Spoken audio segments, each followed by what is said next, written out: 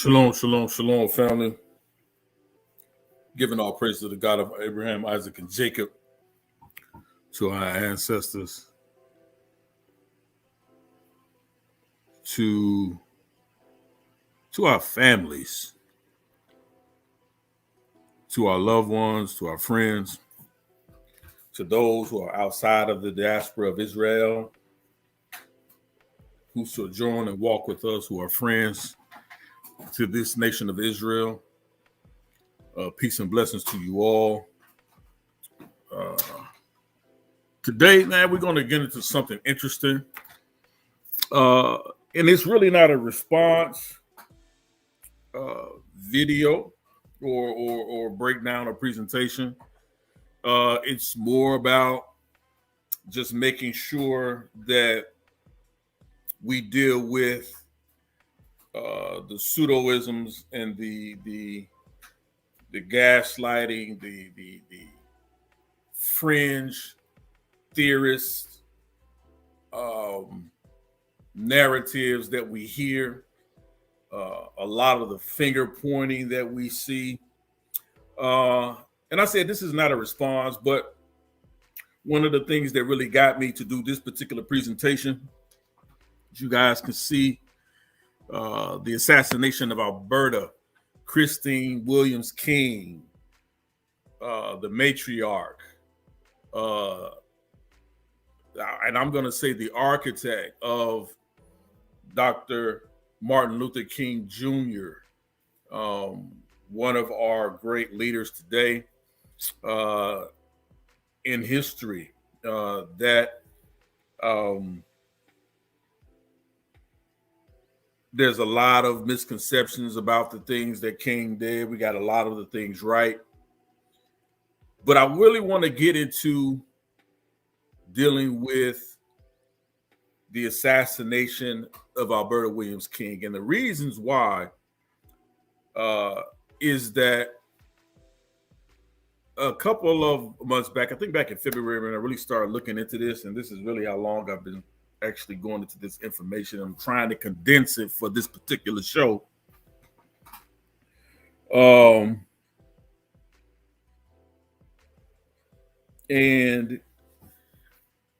shalom, Shadow Yisrael. What I'm going to do is put my email address in the chat, and you can email me that way, and we'll talk. All right. Peace and blessings to you, family. Peace and blessings to you, family. And what I wanted to do is deal with the information in regards to the assassination of Alberta Williams King, the mother of the late great Dr. King, and the Black Hebrew Israelites and the CIA connection to that.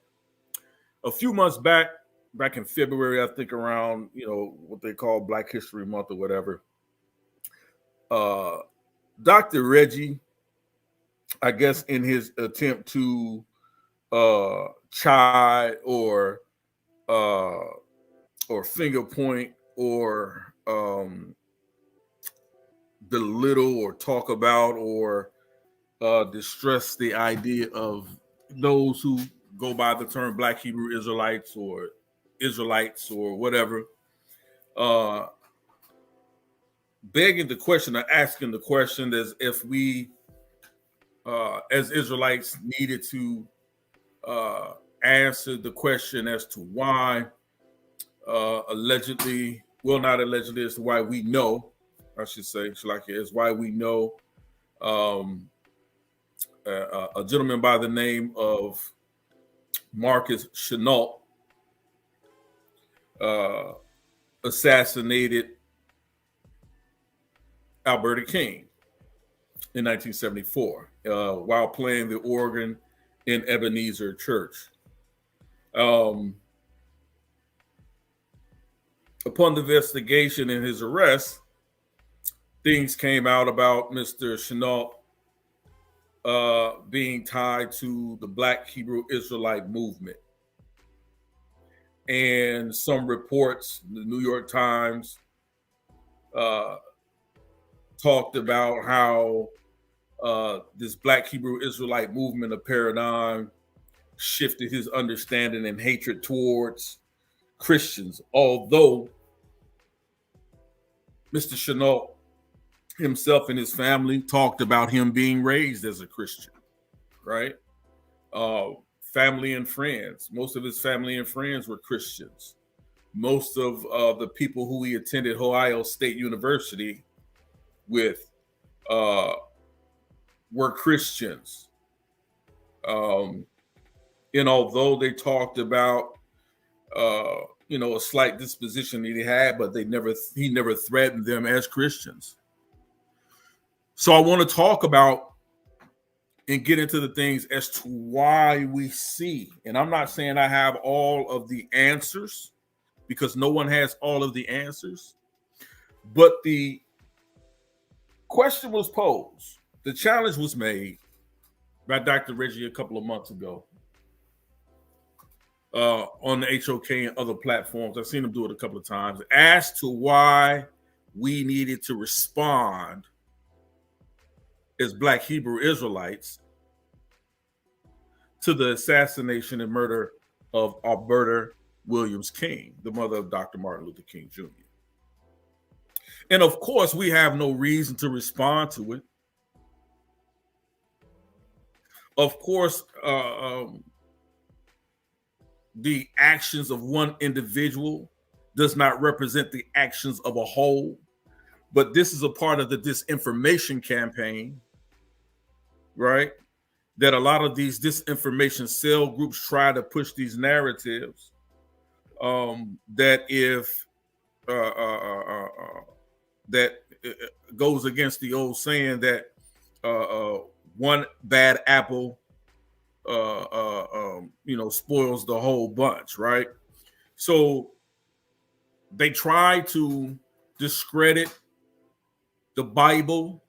They try to discredit the Torah. They try to discredit the followers of YAHAWAH. They try to discredit us by individuals who you clearly see oftentimes are not practicing Torah, right? To the best of their abilities. No one is perfect, right? The Bible doesn't call for perfection, where you, to a degree, the Torah doesn't call for perfection, where you are at a place where there's nothing you do wrong, or there's nothing that you fail, that you can't fail at, or something that you can't fail in, right? But when it talks about maturity, when it talks about perfection, it talks about maturity, that you're trying, right, to do the best, right? And you're trying to walk out these laws, statutes, and commandments to the best of your abilities. But oftentimes we see people attempt to attack Israelites as a whole, or even in a Black community, attack us as a whole, simply based on the actions of a few. And that's a racist, white supremacist tactic that these guys often use in these disinformation cell groups to attack Israelites, and even to attack others in the Black community. We have to really watch people who do this all the time, right? Instead of sticking to the information and isolating these things, they'll rather say, well, because he was a Black Hebrew Israelite, that Chenault killed Alberta Williams King, because he followed the God of the Bible, right? But there are many, millions throughout the course of history and time that have joined themselves to the law, that are keepers of the law in the Torah, that believe in God, Christians as well, right? Who follow the Bible to their degree, whatever their paradigm is, but they're not going around killing people. They're not assassinating people, right?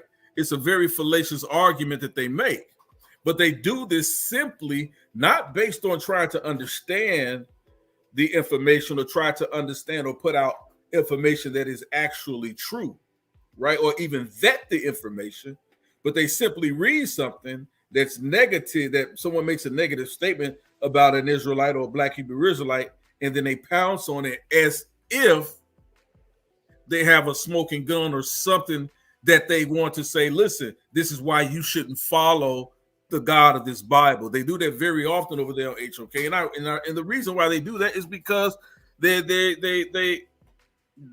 you know, at the end of the day, they're a bunch of heathens to a degree, right?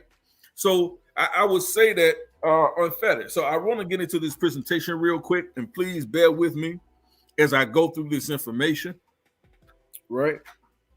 And so we want to do that. So we want to do that now. I see you, Black Jesus Minister. Shout out to Fopi, man. Appreciate you in the building.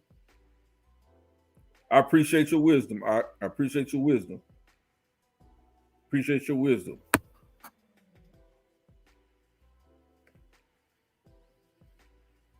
Appreciate your wisdom. I appreciate it. That's what we do in Israel. We look out for one another. That's how it's done. Appreciate you, Black Jesus Minister, in the building. Let me say this, man, before I get into this presentation.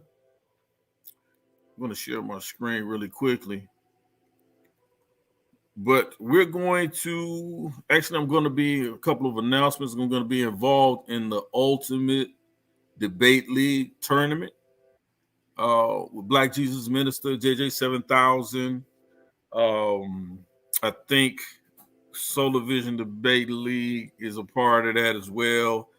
And Debate Talk for You. Shout out to Sal Showtime. And I said to myself, I was going to really be involved in, in any tournaments like that anymore for my stints on, for my long run on SVDL. But I did like the concept that they came up with, and as well as that it's not a season, right? It's just a tournament. Because I don't really have the time to do a season, right, or a league or anything like that. But this is a tournament. But also the quality of debaters that I saw that they had, and then their attention to putting this thing together the right way, along with the judging system. So shout out to Black Jesus Minister, JJ 7000, Sal Showtime, and I believe Soul Division Debate League, and all the other participants. I think it's going to be a good showing. You're going to get some great information. I think I've been placed against some brother who I have no idea who he is, but I will find out shortly. And once I do that, then we can go into a little bit more. But I'm getting ready to share my screen. Also, have a very interesting conversation. Shout out to Sister Napa Shadar as well. She's facilitating debates or attempting to do that. And I had a long conversation with her as well as Killer Priest. And I'm going to be doing some things with them in the upcoming weeks. So please like, share, and subscribe to their channels as well as mine in regards to these up and coming events and things we're going to be a part of. I really want to get information out here. I found out there's a lot of disinformation out here, so I'm going to attempt to do my part, most high willing, to come up against a lot of this, a lot of the lies that we see out here. So hence this podcast that I've been doing recently, there's No Friend Zone. And when I'm talking about no fringes, I'm not talking about fringes, right? That we're Israelites, that we by law, by our law, that we should wear as a remembrance of the things that the Most High done as we were taken out of the land of Israel and birthed into a new nation. And so, but when I'm talking about fringe theorists or fringe theories, right? Things that are not substantiated by fact, right? That are often labeled or believed to be true. And we find that out to be the truth or be the case in these unconscious communities, as I call them. And so these are the things that we really want to come up against and move forward So let me do this. Right.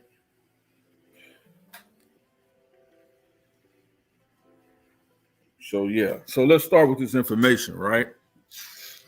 And again, the truth about the assassination of Alberta Williams King, Black Hebrew Israelites, and the CIA connection. America's fear of a Black Messiah, right? So we're going to get into it, right? We're going to read a couple of articles today. There's going to be a lot of reading. So I really wanted to get it in. So here we go. The makings of a Black Messiah, right? Alberta Williams King. And as I began to study Mrs. King, Alberta Williams King, the mother of Dr. Martin Luther King Jr., what I found is that in her own right, she was very much so an intellectual. Very much so an intellectual. Even during the time that she came up in the South, she was very, and we're going to get into the information, she was very well studied, very well read, very talented, a great musician, artist, a teacher, instructor. She was the quintessential matriarch of her family. And she instilled that, very much socially conscious, spiritually conscious as well, very much so the quintessential Black woman, very much the quintessential intellectual.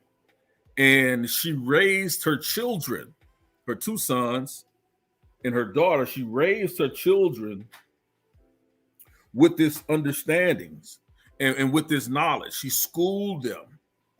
She schooled them, homeschooled them. She taught them, instructed them. So she was a powerhouse. She was a powerhouse, and many in the Black community during her time knew of her intellectual prowess and how savvy she was, right? And her accomplishments. And so when we're talking about the makings of a Black Messiah, what I'm going to show in this is that I believe one of the reasons why she was assassinated, and I do believe that it was a conspiratorial effort to assassinate Alberta Williams King, not just her son, right, who was assassinated before her, but why it was important to assassinate or terminate the life of Alberta Williams King. And the reason why I'm saying this is because I believe in studying what I have of her life, and there's much more to study. What I have understand about her is that she created a formula. She developed a formula, right? And this formula she created, right, was how to nurture and create a Black Messiah.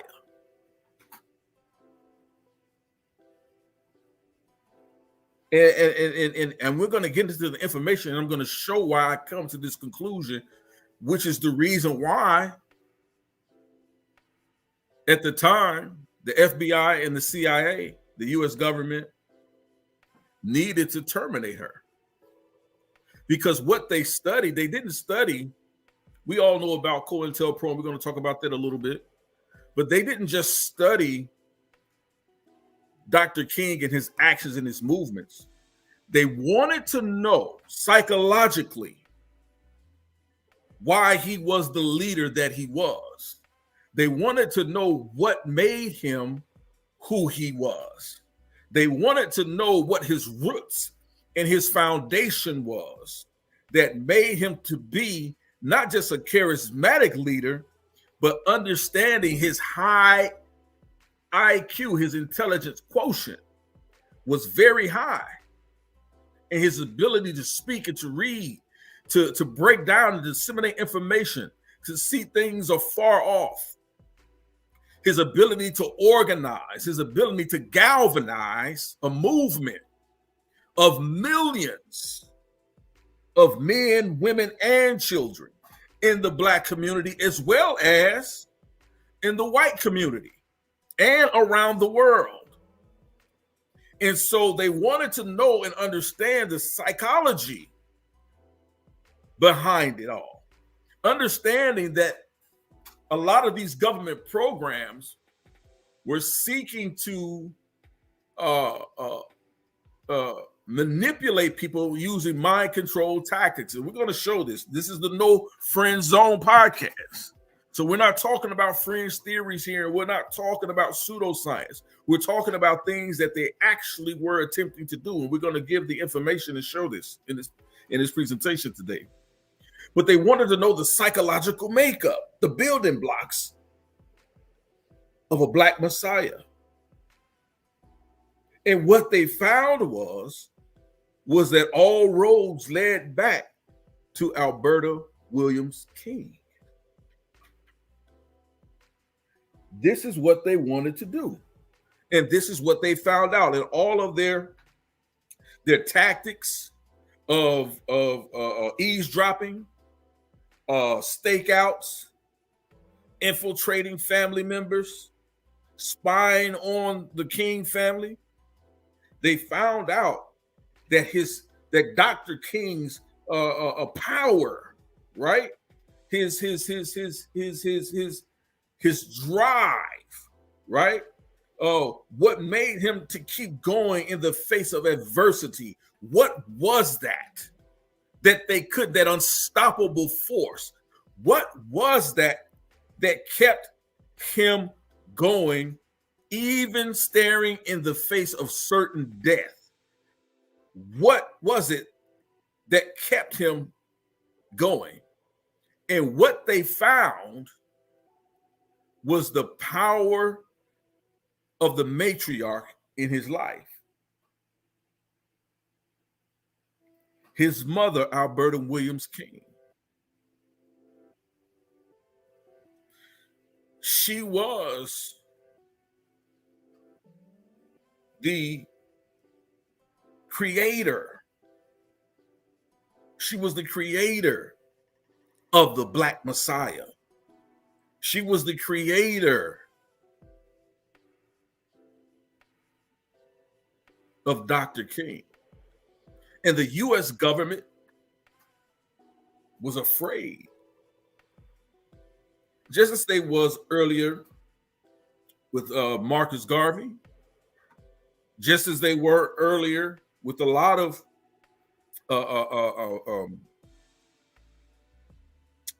African American men and women of the times. But there was something about Dr. King that they couldn't put their finger on.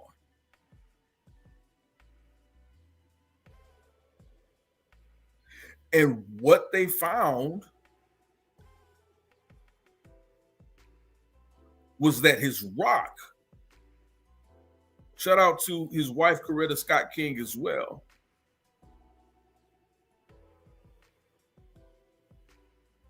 Peace be upon them all.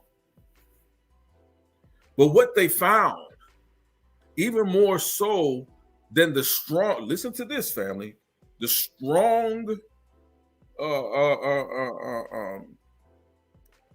influences and support that Dr. King received from Coretta Scott King, they found out that King himself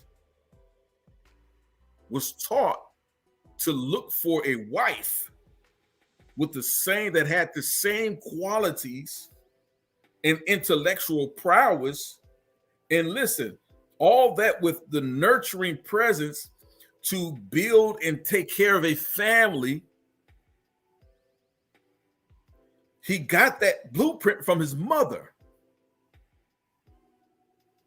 And so he sought out the woman in his life that he could show his mom that this is this same example that you showed me, and this is what I want for my children. The strength, the integrity, the power, the intellectualism. He found that in Coretta Scott King. But that blueprint, that understanding, that idea, that knowledge came from his mother, Alberta Christine Williams King. And so we're going to get into some of this information, and we're going to talk about why we have a connection with the Black Hebrew Israelites again, why we also have a connection with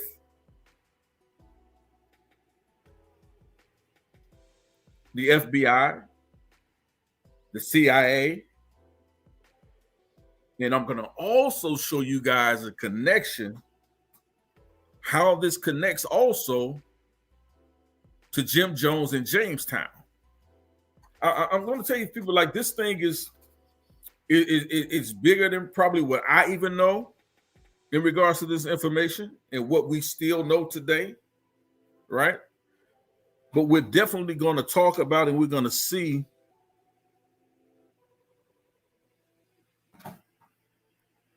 the story into whether or not the Black Hebrew Israelites were responsible for the assassination of Alberta Williams King. So let me get into it.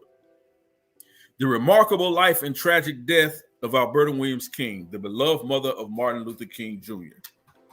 Right? Let's go here. Let's read something here. Peace to you, indigenous Black man. Peace, family. Let's get into it here. And we're going to read some things here, right? Let me get that out of the way. I don't know what that is. I don't want to deal with that. But it talks about, let me get that out of here. I don't know how that came about, but anyway.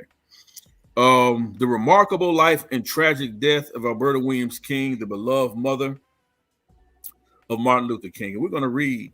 Let me see how I can get rid of that. I don't know what that is.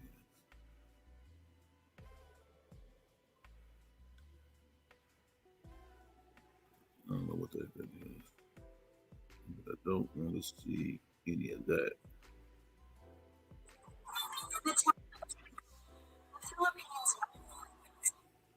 Don't want to do that. We're going to read this article here. It says, though Alberta Williams King is often viewed as a footnote to the Martin Luther King Jr. story, she played a crucial role in shaping her son's thinking about race in America. Let's go down here. All right. And what you have here is Alberta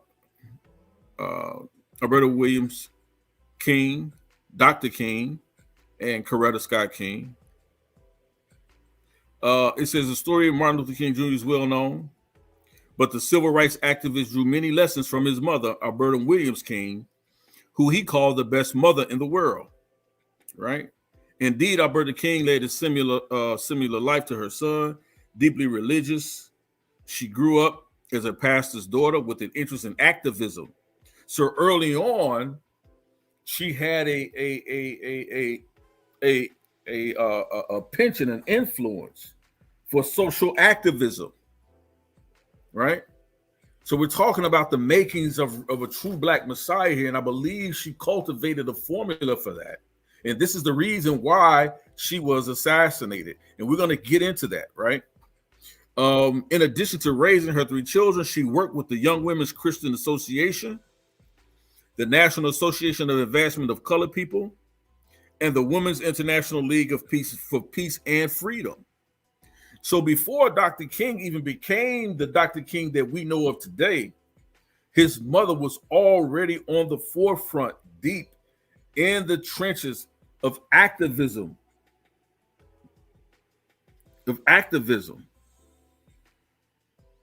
Right? We're going to talk about the early life of Alberta Williams. Again, Let's see if I can see it. If that makes it go right there. If some of y'all can see what I'm reading. There we go. There we go. Born on September 13th. Let me get this out of here. This thing is really bugging me. Born on September 13, 1903 in Atlanta, Georgia, Alberta Christina Williams spent her early life deeply involved in the church. Her father, Adam Daniel Williams, was the pastor of Ebenezer Baptist Church, where he grown the congregation from 13 people in 1893 to 400 by 1903 per the King Institute. As a young woman, King seemed determined to seek an education. The King Institute reported that she attended high school at Spelman Seminary and earned a teaching certificate at Hampton Normal in the Industrial Institute. Along the way, however, she met a minister named Michael King because married women were forbidden from teaching in Atlanta. King only briefly taught before she and Michael got married in 1926. Then King turned her focus to her family.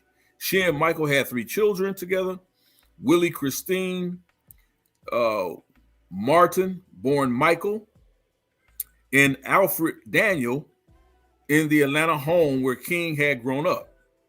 And Alberta King would make sure to educate her children about the racially divided world they lived in. And this is a portrait of Dr. King as a youth, his brother, his sister, his grandmother, father, and his mother. And the reason why these things are important is because what we see is a very strong traditional family that we see served them very well. And we're going to get into this, but I wanted to give homage and pay homage to the work that Alberta King herself had done, and the reasons why, again, I feel like with the information that I've put together here, that she developed a formula for creating a Black Messiah. And the U.S. government, the CIA, and the FBI was vehemently opposed to that. And so I wanted to give some background into her education, give some background into her understanding and her idea. Martin Luther King Jr. credits his mother. Watch this, people. This is very crucial. And we have a lot of this is not evident in our families today. The strength and the power of the true matriarch. Martin Luther King Jr. credits his mother with forming his early thinking about race relations in the United States. In spite of her relatively comfortable circumstances, my mother never complacently adjusted herself to the system of segregation. Martin Luther King Jr. wrote, according to the King Institute, she instilled a sense of self-respect in all of her children from the very beginning. As Martin Luther King Jr. recalled, his mother sat him down when he was a young boy and explained concepts like discrimination and segregation.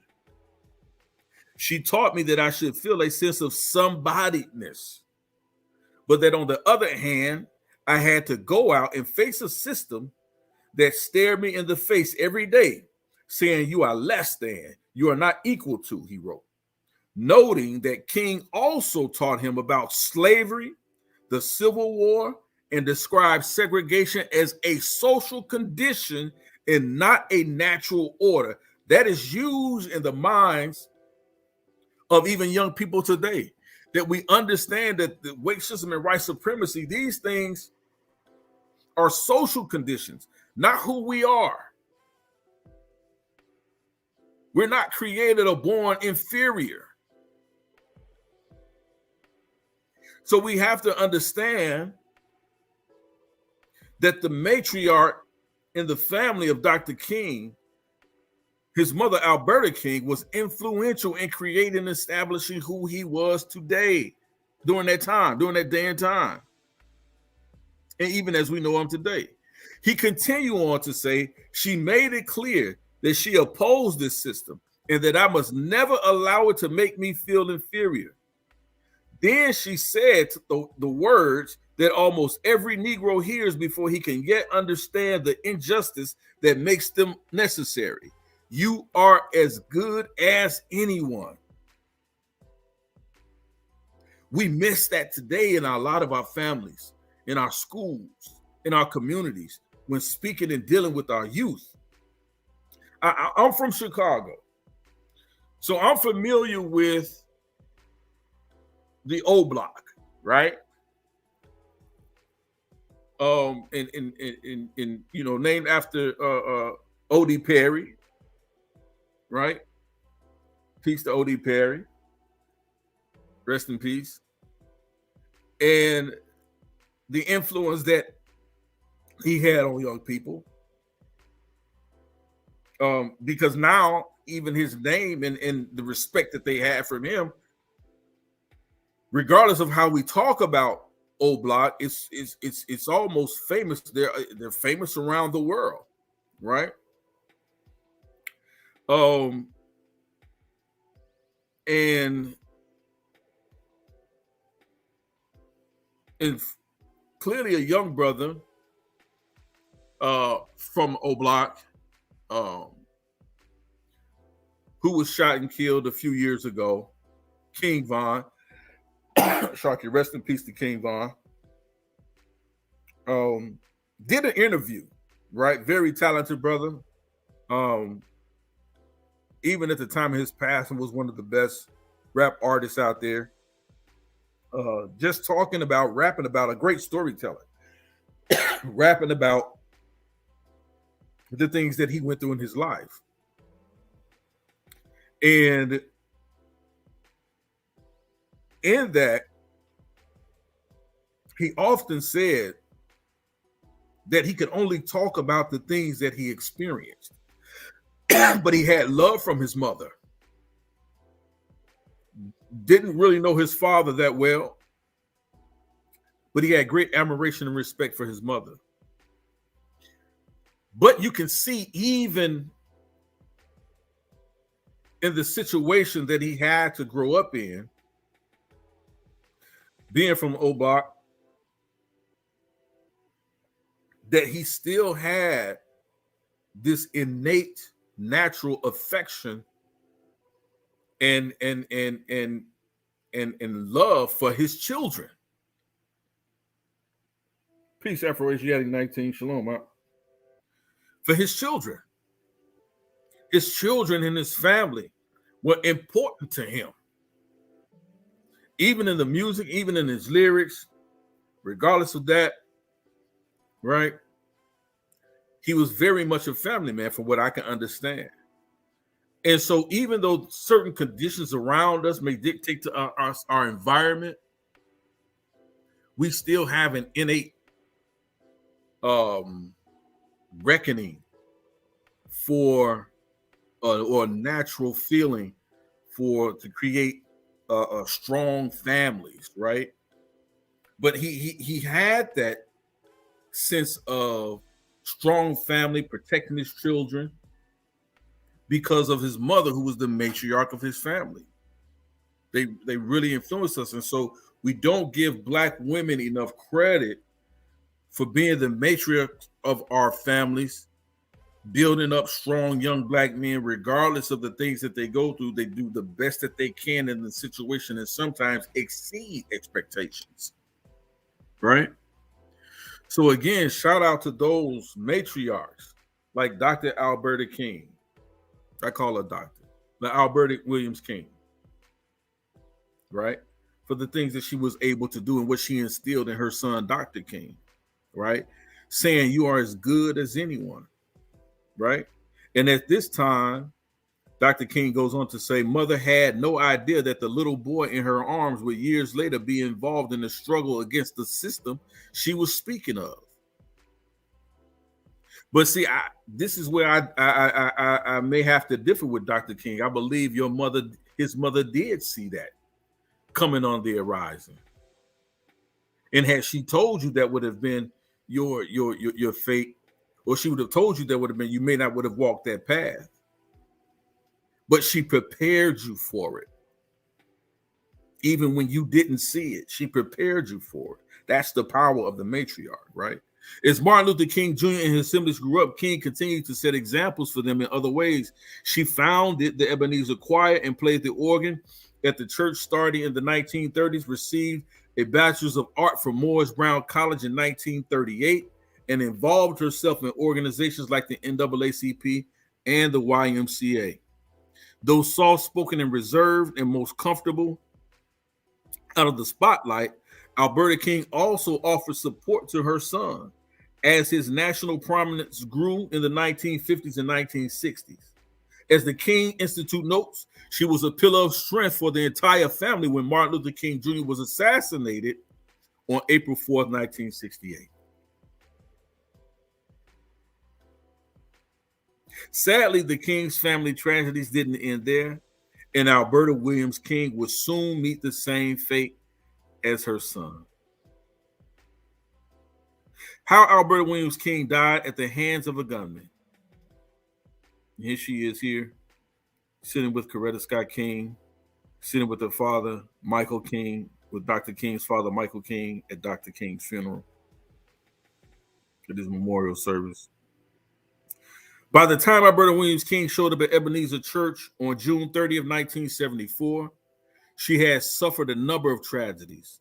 Alongside the assassination of Martin Luther King Jr. in 1968, she also lost her youngest son, A.D. King, who drowned in his pool in 1969. And I'm going to get into that later, but I didn't have the information to really get into that. But if you really start getting into the circumstances of his drowning, that's also questionable. It's also questionable. His drowning in his own pool. The brother of Martin Luther King. Many people don't know that, right? And on that fateful day in 1974, she'd lose her own life to a gunman.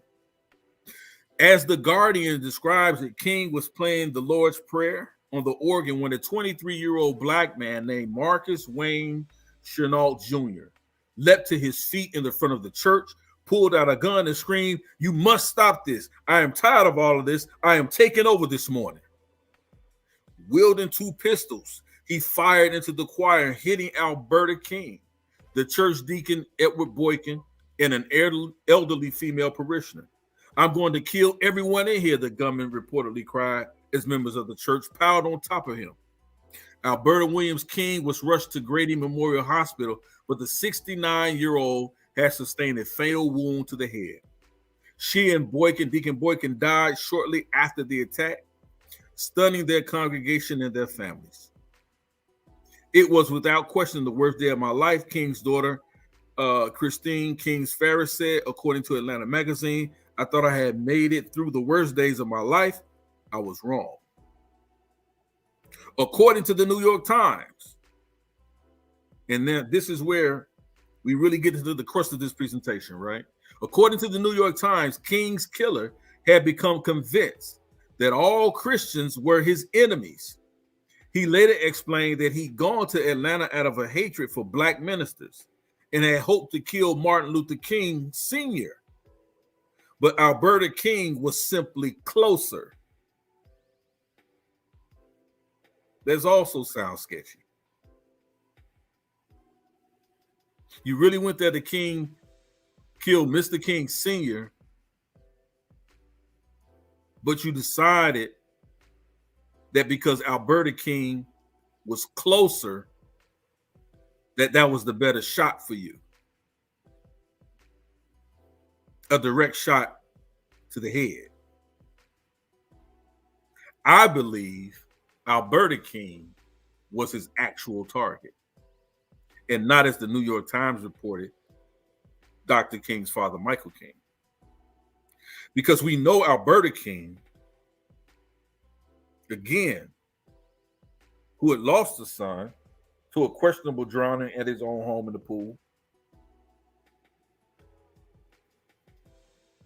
lost her son, Martin Luther King, the most prominent civil rights leader of still of our day and time, of this age.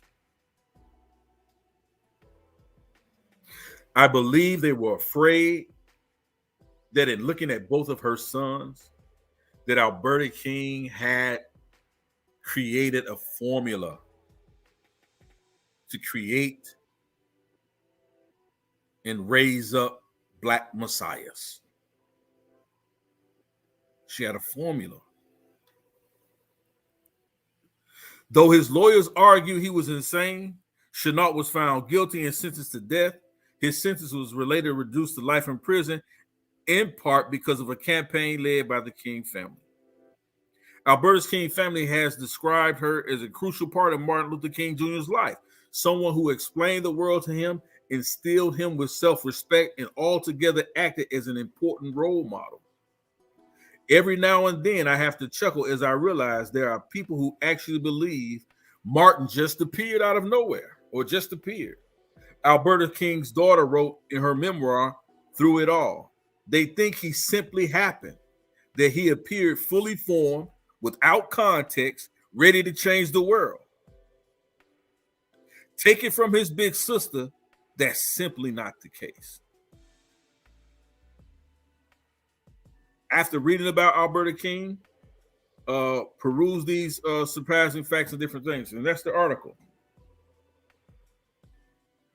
And the reason why I wanted to read through that is to simply show that even his sisters and everyone, his sister and everyone around the King family understood that the matriarch Alberta King is the reason, maybe not the sole reason, but he spoke highly of his father.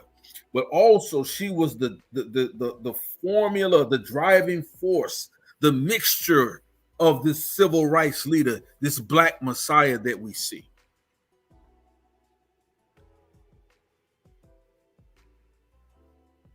And I believe this is why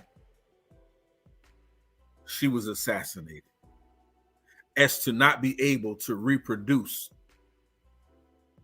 not biologically, but to teach the concepts, the understanding, the family structure, the intelligence, how to choose and how to support and uplift the black man, creating many more black messiahs. This is why she was assassinated. Let's continue. And this is a picture of Alberta King here, as well as Coretta Scott King. This is Bob Fish Photography Archive, Stanford University Libraries. An autobiography of religious development, right? These are the letters of Dr. King, which you can see at the King Institute. I want to read something else. I want to show y'all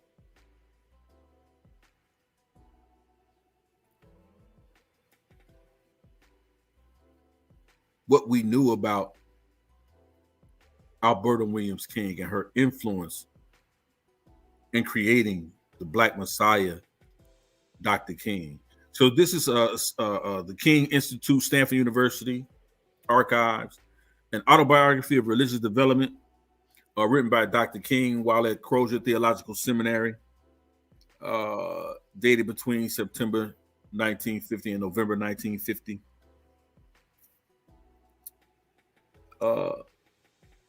Let's talk about what he says here. In the revealing essay written for Davis' course, The Religious Development of Personality, King reviews the influences of his family and church on his religious beliefs. King recalls a nurturing family life. This is important, family. We often want to know, why don't we see these types of Black messiahs constantly coming up, constantly standing up today? Well, they figured out that you have to start, the nucleus of that Black Messiah has to start with a strong family nucleus. Shalom, Yirmiyahu. Peace to you, family. It begins with a strong family nucleus, and just bear with me. I have to set this up so we can get to the meat of it, right? I have to set this up as to understanding that Alberta Williams King developed an actual formula to create a Black Messiah, and this is why, according to my research, and what I'm postulating, this is why she was assassinated, because she had created this formula of how to develop Black messiahs, right? King recalls a nurturing family closely interwoven with activities like in his father's church, which conditioned him to be optimistic about human nature. It is quite easy for me to think of a God of love, King writes, mainly because I grew up in a family where love was central and where lovely relationships were ever present. That's part of the formula, family, in creating the Black Messiah. King relates seminal events in his religious development, including his baptism into the church at age 7 and his call to the ministry while in college. He attributes the decision to become a minister to his father's noble example. Despite their theological differences, King retains his admiration for a real father. He also recounts 2 formative experiences: the shock of a childhood confrontation with racism and the death of his grandmother. Davis marked the paper excellent. King writes, my birthplace was Atlanta, Georgia, the capital of the state and the so-called gateway to the South. I was born in the late 20s on the verge of the Great Depression, which was to spread its disastrous arms into every corner of this nation for over a decade. Let me say this, people. We often talk about poverty in the Black community and how poverty's reach has created an environment that now we see in our Black community. Many single parent homes and fatherless children, and which oftentimes the statistics on that is skewed, right? They try to make it to demonize Black men, but it's simply not the case among any other group or race of men. Black men are more involved in their children's education, are more involved in care for their children. So to demonize the Black man for not being there, right? Because we have a higher percentage of single parent households, that argument you can't really have, right? The statistics don't line up with that, right? But King being born and growing up in Atlanta, Georgia, at the cusp of the Great Depression, right? Where not just Black folks were poor, but white folks were poor. There was a lot of poverty around, right?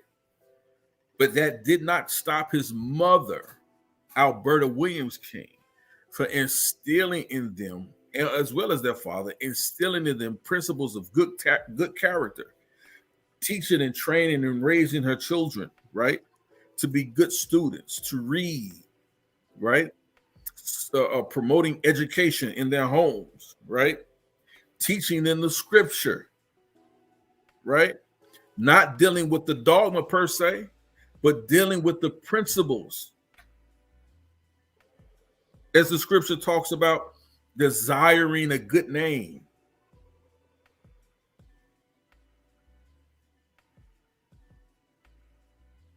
Right?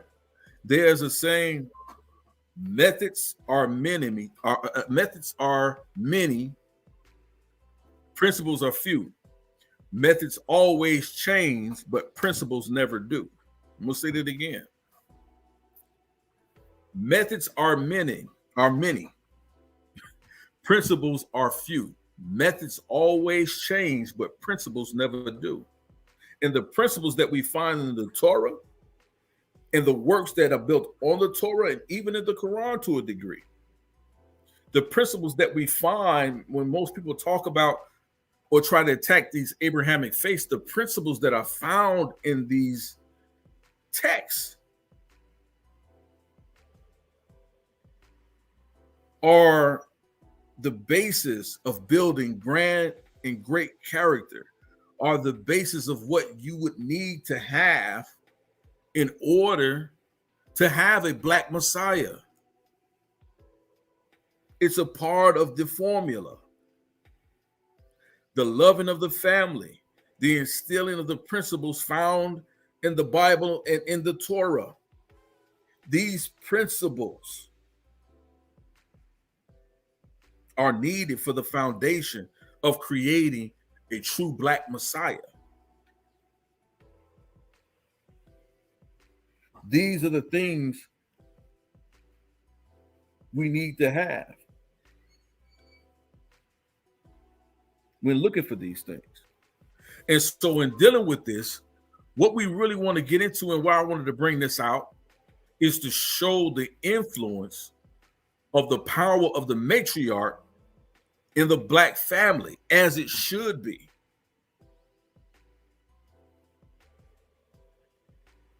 This creates the Black Messiah. These are the building blocks for it. And in our Black communities, we've gotten away from that power that the matriarchs once wielded. We see this in Proverbs 31. We see the matriarch, the mother of the king of King Lemuel, teaching him how to recognize and choose a wife.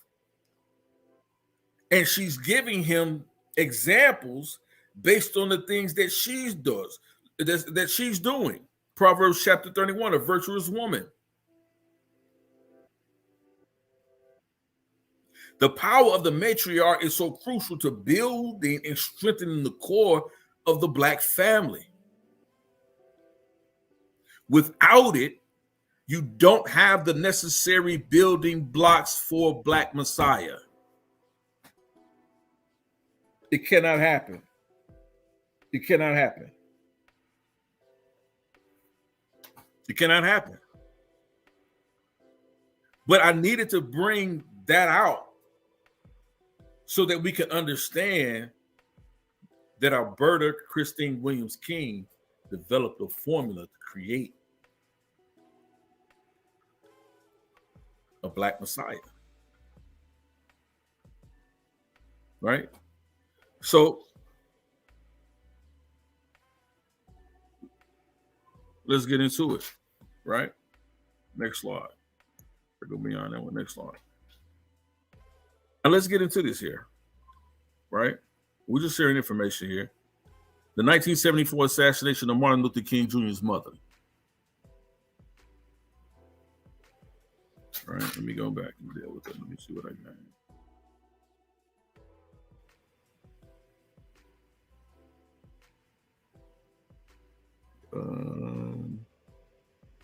Here we go.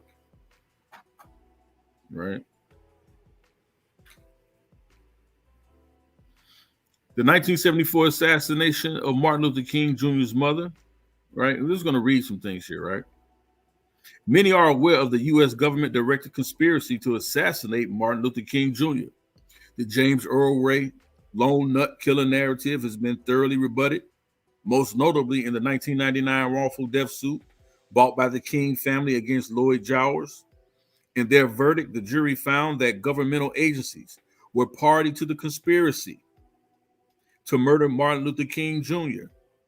Less known is his mother likely suffered a similar violent fate at the hands of MK Ultra mind-controlled assassin. Now, listen, family, this is the no friend zone. Not friend, fringe. No fringe theories here. No conspiracy theories here.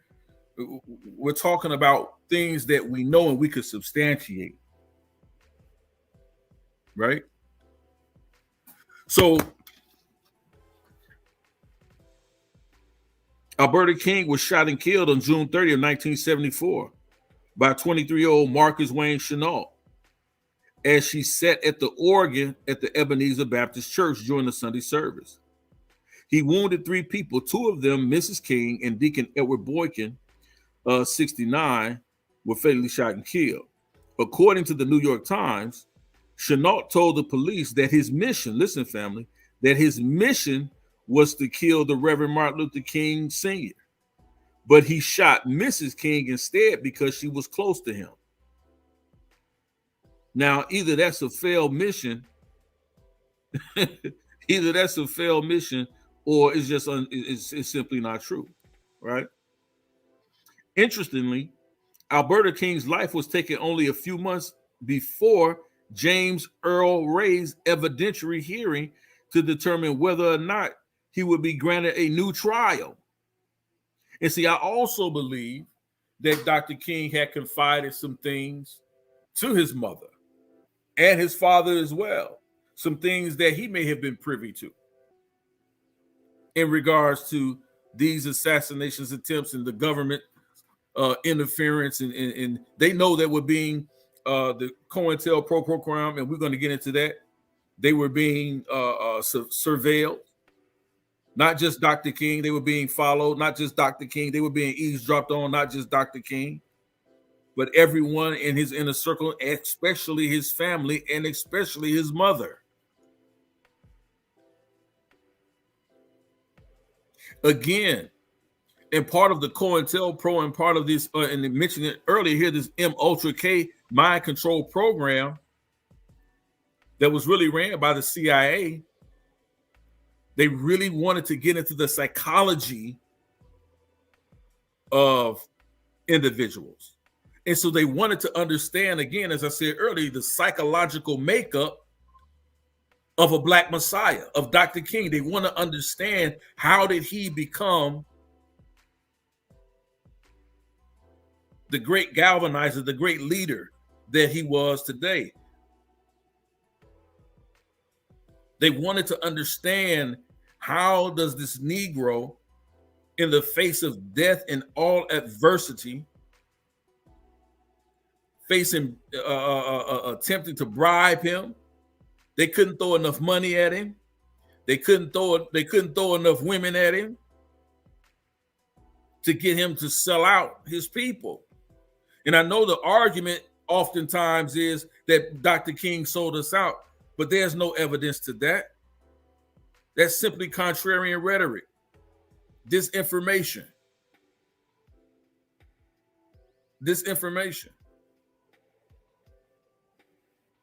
But they wanted to know what was the basis and the foundation of his strength. They knew that he had these things before he met his wife. He had the seeds of this burgeoning. They knew it before he got to Coretta Scott King, and peace be upon her and blessings to her for her influence and support of her husband. But they wanted to know what made King who he was.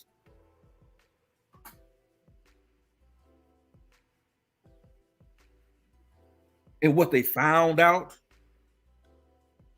was that it was his mother, Alberta King, the matriarch of his family, who molded and shaped his understanding of the world today, how to fight against segregation, how to fight against racism and white supremacy, how to deal intellectually,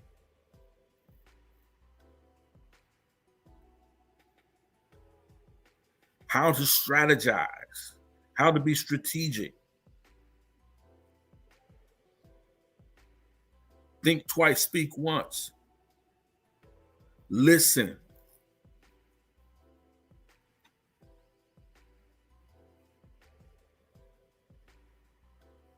Right? These things he gained and garnered from his mother.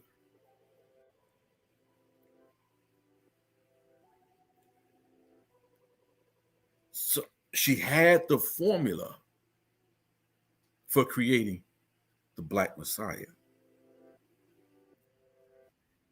And if you listen to Dr. King, the first thing that he talks about was an overwhelmingly amount of nurturing and care and love that was shown towards him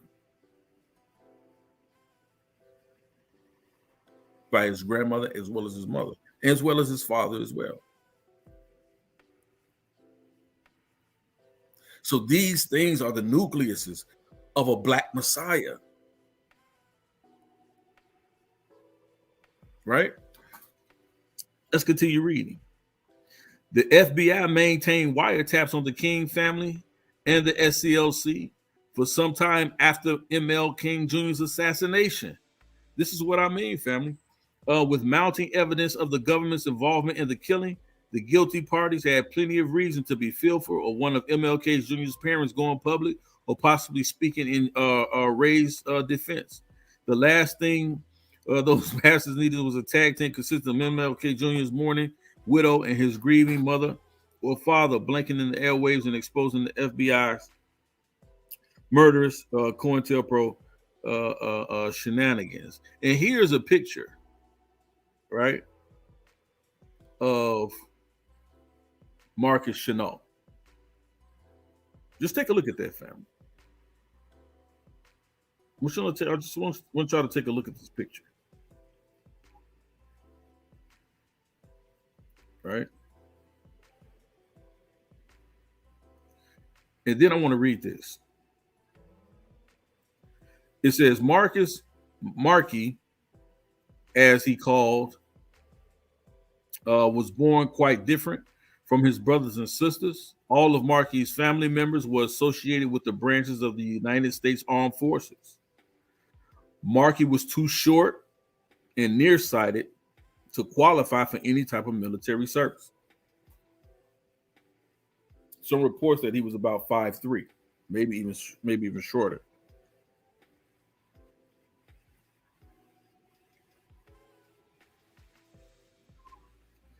The senior Chenault, his father, was a long-term employee of the Atomic Energy Commission's, AEC. Now,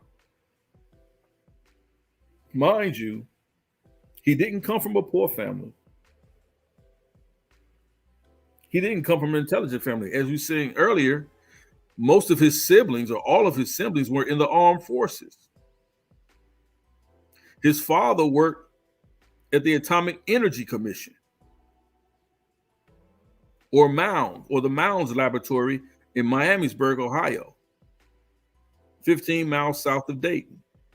The Mounds Lab was part of the S Factor, Stanford Research Institute, SRI, former SRI and AEC director, CIA, MK Ultra director, John Alex McCone.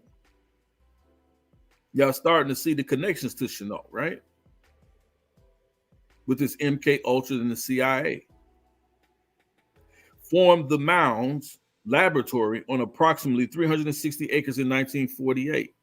These are the people his father worked for.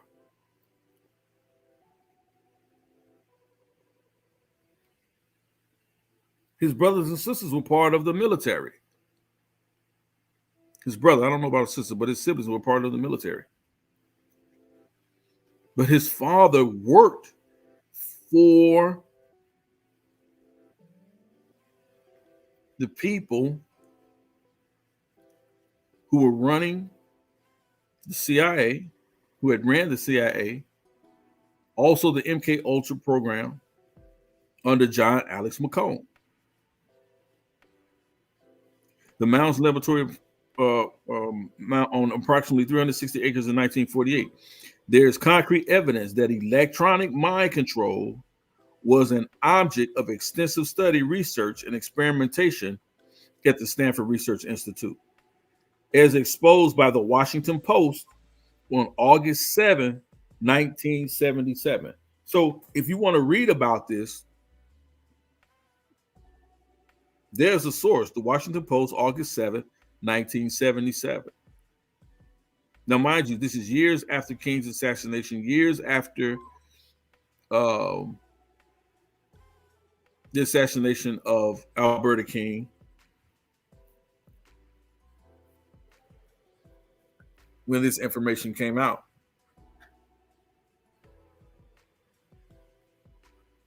Before the assassination of Miss King and Deacon Boyd, witnesses said that Markey went through numerous personality changes. One day he was an anti-communist. The next day he was a Christian. But he hated Christians. That's why he killed it, right? That's what they told you, right? That's what they told us. One day he was a Muslim, then a Jew. And the next day he was a homosexual. One day he was a flaming black militant. The next day he was very lonely and withdrawn. Someone was switching poor Marky off and on into entirely different and distinct personalities. Marky was a real life Mr. Jekyll and Mr. Hyde case. When he had been arrested, police asked Marky about a long scar on his skull. Marky had no recollection of the scar and where it had come from. Marky had undergone some type of unknown, remarkable, invasive brain surgery that he couldn't recall. When asked if he killed anyone, Chenault could not remember. He responded, accepting responsibility for the homicides with unbelievable glee and joy. Smiling, he said, I assume I did. I assume I shot someone. During arraignment on murder charges, Chenault referred to himself in an alter personality, a Hebrew, and gave the name of the alter personality to the court as servant Jacob. And I want to pause right there. So there's your connection, and it goes a little bit further than this, and I'll show you. But here's your first instance of him even attributing himself to being in Hebrew, right? And he says, I'm a servant of Jacob. That is my name, servant of Jacob. But as clearly we've seen, he was a Muslim one day, a Christian one day, a homosexual one day, a black militant one day. This guy's mind was all over the place, right? So for those to say, like Dr. Reggie assumes, and the propaganda and the disinformation that we hear, that this guy was a black Hebrew Israelite or that he was an Israelite, you can't really make that claim. It's this guy suffered from many different personalities, which is what we call today schizophrenia. And we're going to get into that to see if he was even actually diagnosed with schizophrenia, right? An actual diagnosis of schizophrenia. So any day, he could have been a Muslim. He could have been a black Hebrew Israelite. But why did they harp on him saying that he was an Israelite, just in Hebrew? When they know he attributed many different times to being a Christian, to being a Muslim, to being a black militant, to being a homosexual, different and distinct personalities. This was known. Why did they park their car on the Hebrew Israelite movement? Right? So let's go forward. Chenault was observed to be biting and licking his lips and clasping his hands repetitively. Right?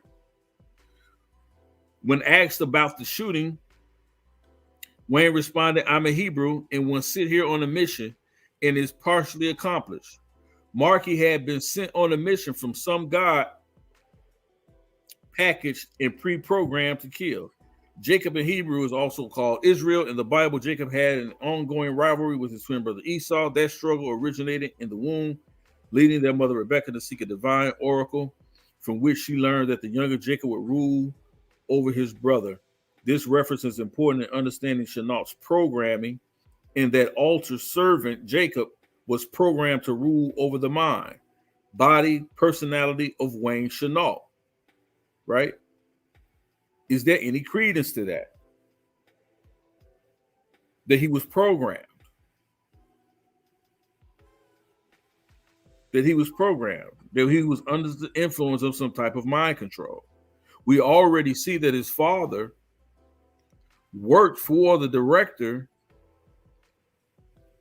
who was once a director of the CIA and over the MK Ultra mind control program. We also see that Chenault, the person, Marcus Wayne Chenault, the person that assassinated Alberta King, suffered clearly from schizophrenia. I hear some saying, was there a diagnosis of schizophrenia? We're going to get into that. Markey violently spat in the faces of his mother and father. And this is what I mean, right? It says, during his sentencing to the death penalty of capital murder, Markey violently spat in the faces of his mother and father. That doesn't sound like a practicing Hebrew Israelite. Honor thy mother and thy father. He wasn't keeping the law, statutes, and commandments. Not doing that. Not committing murder. Thou shalt not murder.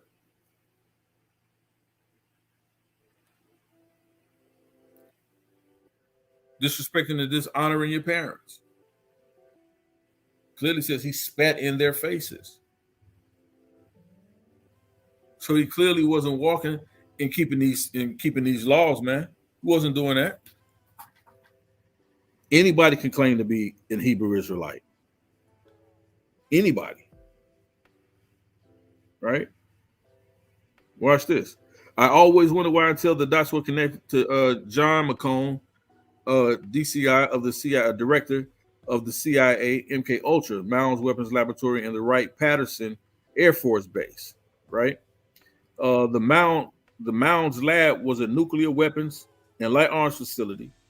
The Mounds Lab had many business partnerships and personnel connection with Betchel, Kaiser McCone, Monsanto, the same Monsanto that we're dealing with today when it deals with our food.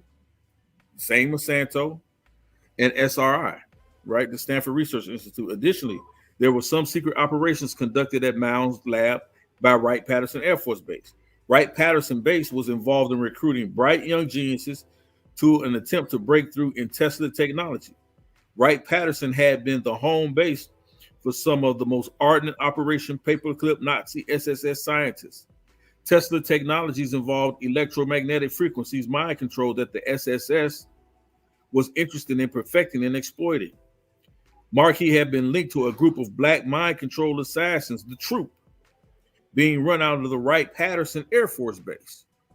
Markey and the Troop hit list target most of Americans leading black religious and spiritual leaders straight out of COINTELPRO, right? Let me see here. And that's it. And so some are maybe saying, well, how does this information really connect? Do we have really good, solid information to make this connection? Well, let's talk about it.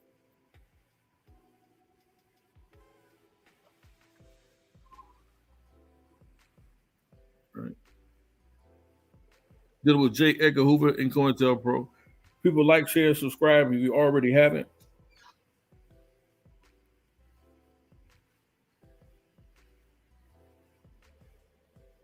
And this is FBI sets goals for COINTELPRO. We're talking about the Black Hebrew Israelite connection to the assassination of Alberta Williams King.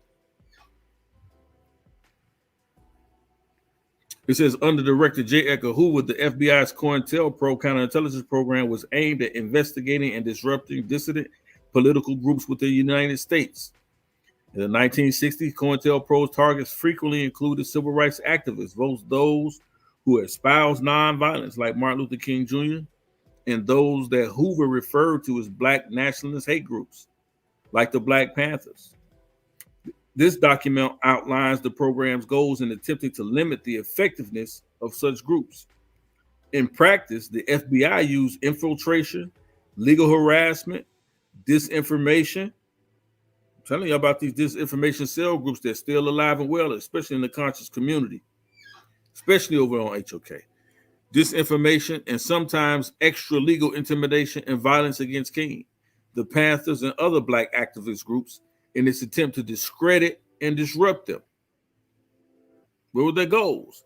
For maximum effectiveness, of the counterintelligence program and to prevent wasted effort, long-range goals is being set. Number one, prevent the coalition of militant black national groups, right? And if you understand on this particular time, that would have included the black Hebrew Israelite camps. That would have included those things such as the commandment keepers and such things as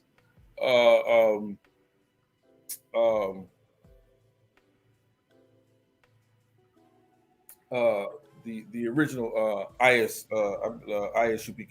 I can't recall the original name.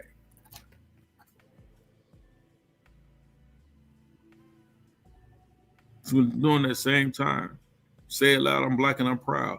In unity, there is strength.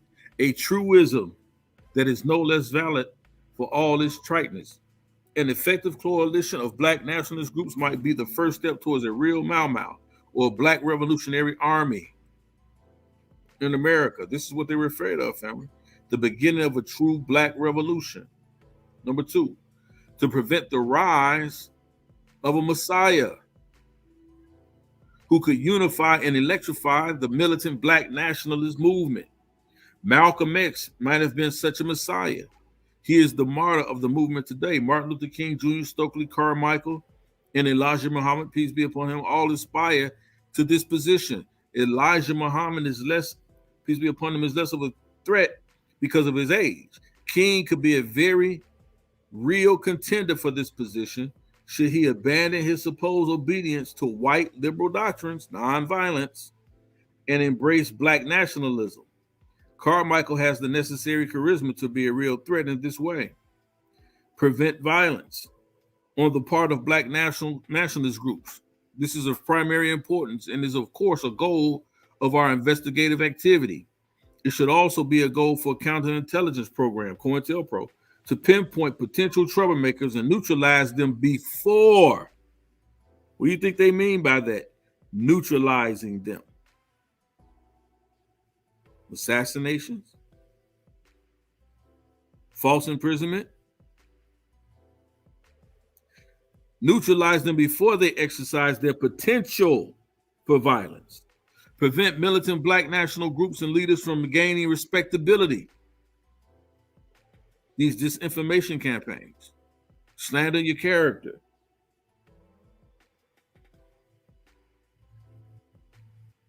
right? These are the things we need to deal with, right? I'm sorry, I'm not sharing this tab. Let me share so y'all can see what I'm reading.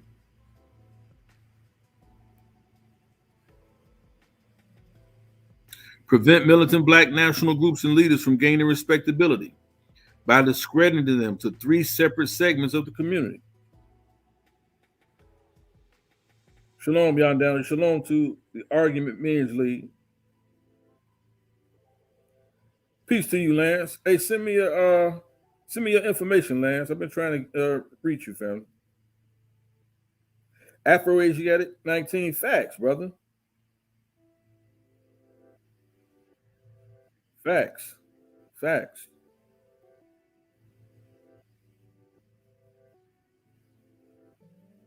Indigenous black man, exactly. Bill Gates and Monsanto. Like, this stuff goes way back, man. We know William Gates, Bill Gates' father, was one of the foundings and one of the founding heads of today what is called Planned Parenthood. Bill Gates' father.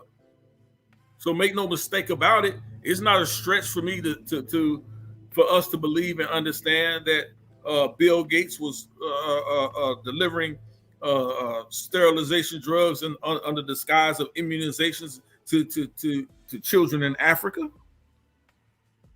He's been talking about depopulation since he took over depopulation from his father, William Gates Sr. We know these things. Exactly, the GMO seeds and Roundup bug killer, giving people lymphoma. Like, we understand these things, right? So these things are not conspiracies to the degree where they hold no substantial weight or basis of fact. These are things that we know to be true. So we're not talking about here fringe theorists or fringe theories or pseudoscience. We're not talking about that. We're talking about actual documented scientific evidence, eyewitness evidence of these things taking place here. We're talking about the Black Hebrew Israelite connection to the assassination of Alberta Williams King. Who's really behind it? As I said earlier, this goes beyond just dealing with an answer to Dr. Reggie's stating that the Black Hebrew Israelites has to answer. We need to answer for the assassination of Alberta Williams King. No, we don't. We don't have to answer for that. We don't have to answer for that. If you would have studied, actually gotten into the information and presented the information instead of going on the disinformation campaign as you do over on the HOK with this information. This is the information you should have been talking about the government involvement and continuing to kill and destroy and to squash the uprising of a Black Messiah in our communities. This is still going on today. Right? But you just want to beat up the Bible so bad. You can't even get the truth out your mouth. Right? It says you must discredit those groups and individuals to first the responsible Negro community. Right? Second, they must be discredited to the white community. So that's interesting. Their goal was to first discredit these so-called potential Black messiahs to Black folks first before they went to the white folks. Why? Because their struggle is not our struggle.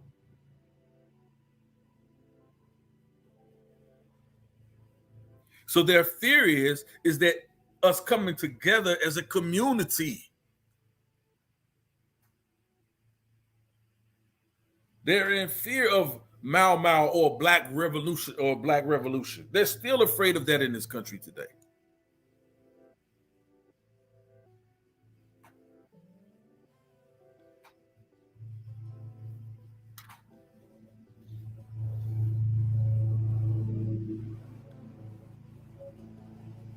So we have to understand that the things that we often hear in these disinformation cell groups, specifically like on the HOK and other platforms as well, that when you hear things like, well, see, Black Hebrew Israelites, y'all got to tell us why y'all responsible for killing Dr. King's mother. What? What are you talking about? What benefit would we have in killing Dr. King's mother? I want to get into this information. I really want to get all the way through this because it's very interesting here. But we understand that COINTELPRO and some of their goals: dismantle the Black community, discredit our Black leaders, right? Create disinformation campaigns,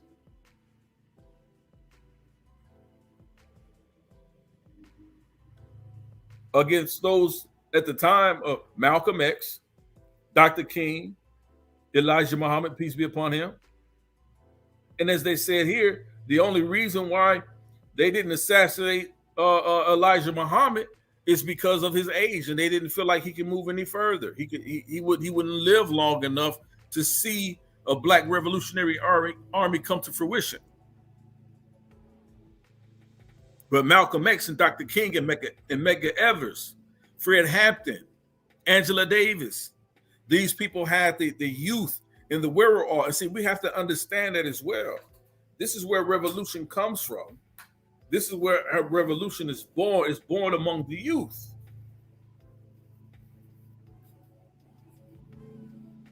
And then they could discredit that, keep us down,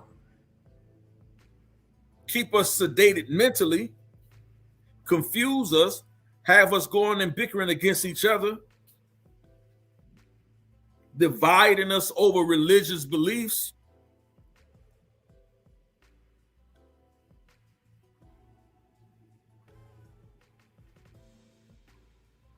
Right? The New Testament talks about that in the during the end times, the times when we shall see a lot of these things begin to come together, that you will see father against son and daughters against mothers. What is that saying? You will see divisions among families. And not just divisions among families, but divisions among communities. These things will begin to happen, right? And we see this almost every day. Number 4, prevent militant black national groups and leaders from gaining respectability by discrediting them to 3 separate segments of the community. The goal of discrediting black nationalism must be handled tactically in 3 ways. You must discredit those groups and individuals to, first, the responsible Negro community. Second, they must be discredited to the white community, both the responsible community and to liberals who have vestiges of sympathy for black militant, black nationalists, simply because they are Negroes. Third, these groups must be discredited in the eyes of Negro radicals, the followers of the movement. Make your leaders look bad.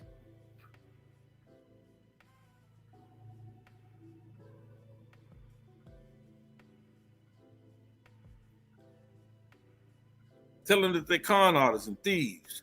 And listen, when I hear people, especially in this unconscious community, it burns me when they talk about Dr. King and how he didn't get us anywhere, and Malcolm X, how he didn't get us anywhere, and Medgar Evers, how they didn't get us anywhere. See, Dr. King said he led us into a burning house. That was not the context of that speech.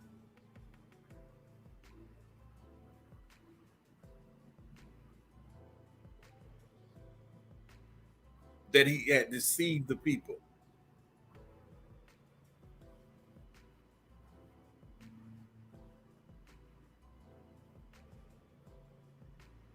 Right? So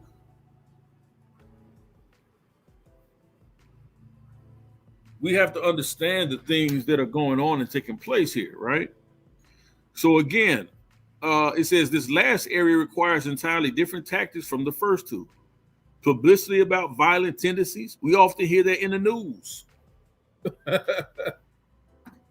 We hear it in the news.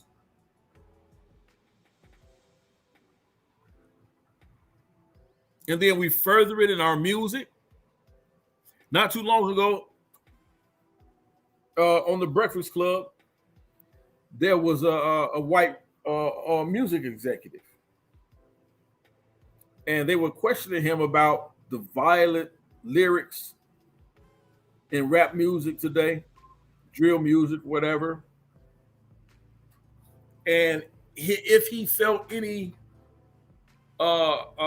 need, or if he felt any way that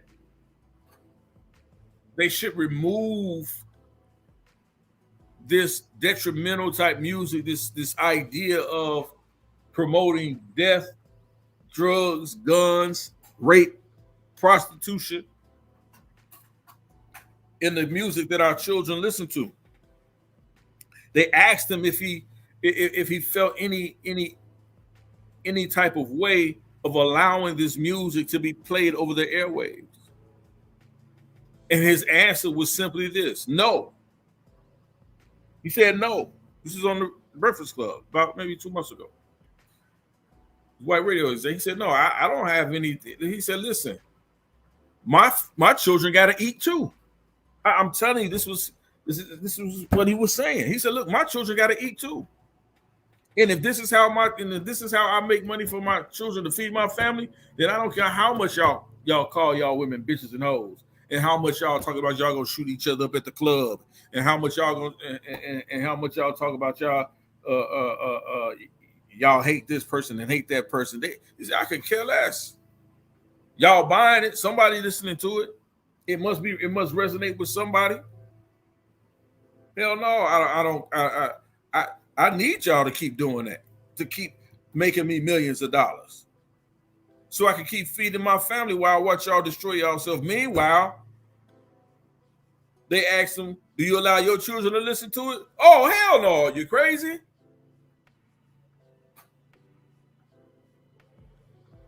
Like, what kind of psychosis are we dealing with here, people? Right? The fifth and the last goal of COINTELPRO, a final goal should be to prevent the long-range growth of militant black organizations, especially among youth. Specific tactics to prevent these groups from converting young people must be developed. So it's not a surprise to me that during this time of COINTELPRO and the time that Marcus Chenault is charged with the assassination and murder of Alberta William King, the mother of Dr. Martin Luther King, that at the same time, there's a burgeoning group of people in New York that are establishing and making its prominence in New York. The Black Hebrew Israelites, the One West groups, that they are now growing in numbers at this same particular time. That now COINTELPRO and the FBI is looking at them as one of these growing black militant groups among the youth that must be stopped from converting young black people to their understanding. So it's not a stretch for me or for me to understand why we now see this man Chenault, Marcus Chenault, who's clearly disturbed and clearly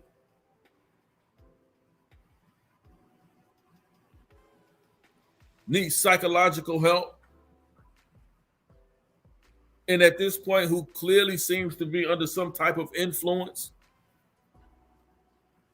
We've already made the connection of his father working for the Atomic Energy Commission in Ohio, ran by the same director, Cohn, who was over the CIA MK Ultra program, which dealt with mind control tactics. We clearly see the connection there.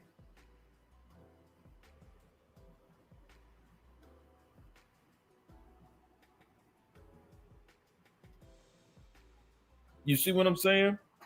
So these are the things that we have to keep abreast of.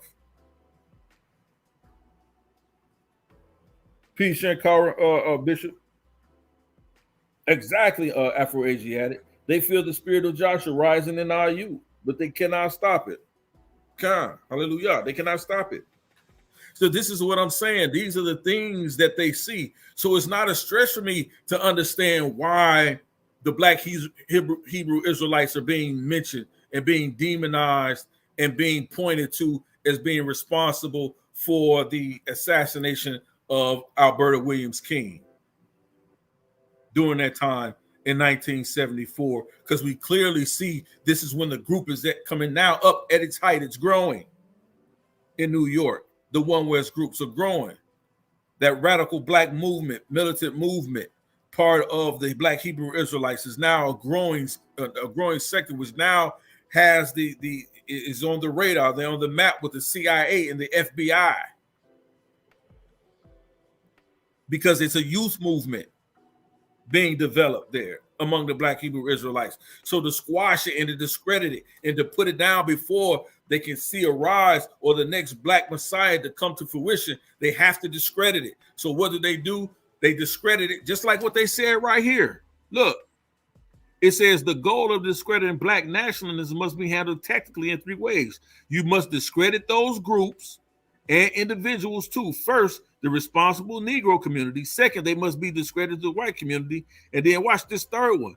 The third, these groups must be discredited in the eyes of Negro radicals, the followers of the movement. This last area requires entirely different tactics from the first two. Publicity about violent tendencies and radical statements merely enhance black nationalists to the last group. It adds respectability in a different way. They had to put it down. They had to put it down. And so they had to turn the narrative of the black Hebrew Israelites against the Christians. And saying, see, Chenault said he hated Christians. You black Christians, he hates you black Christians, so he goes in and he shoots up some black Christians because he's a black Hebrew Israelite. He had to shoot up you black Christians. But they're telling you this is a part of their disinformation campaign. This is their whole point of doing this.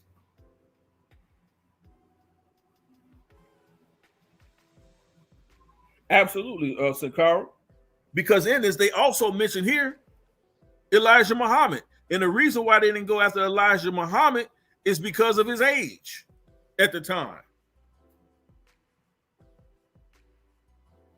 But we clearly saw this with Malcolm X and the dissension among the Nation of Islam. We know these were CIA and COINTELPRO and FBI operatives. The two men that were accused of shooting Malcolm X were exonerated for it. Based on what? The deathbed confession of one of the investigators who was an informant and who was working on the case, with the FBI and the CIA, said, look, we know those two gentlemen you guys have locked up for Malcolm X's murder had nothing to do with it. And they were released based on the deathbed confession of this white guy. So we know this is what they were doing.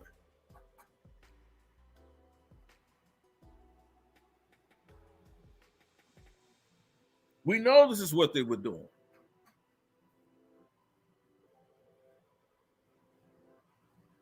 And so we have to understand, Dr. Reggie, when you put these things out, these disinformation campaigns out against the black Hebrew Israelites or Israelites in the community, that we're responsible for the death and the murder and assassination of Alberta Williams King, you're not processing the information properly. You're not being honest. You're not even studying. You're not even reading. Your whole point is to do exactly what COINTELPRO does, and that's discredit any black militant movement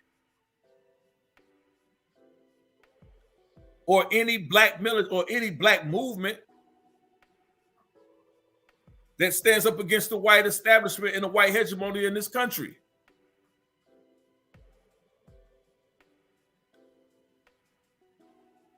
They have you pointing fingers. The Israelites pointing fingers at the Muslims pointing fingers at the Israelites pointing fingers at the Christians. Y'all all black. This is what they do.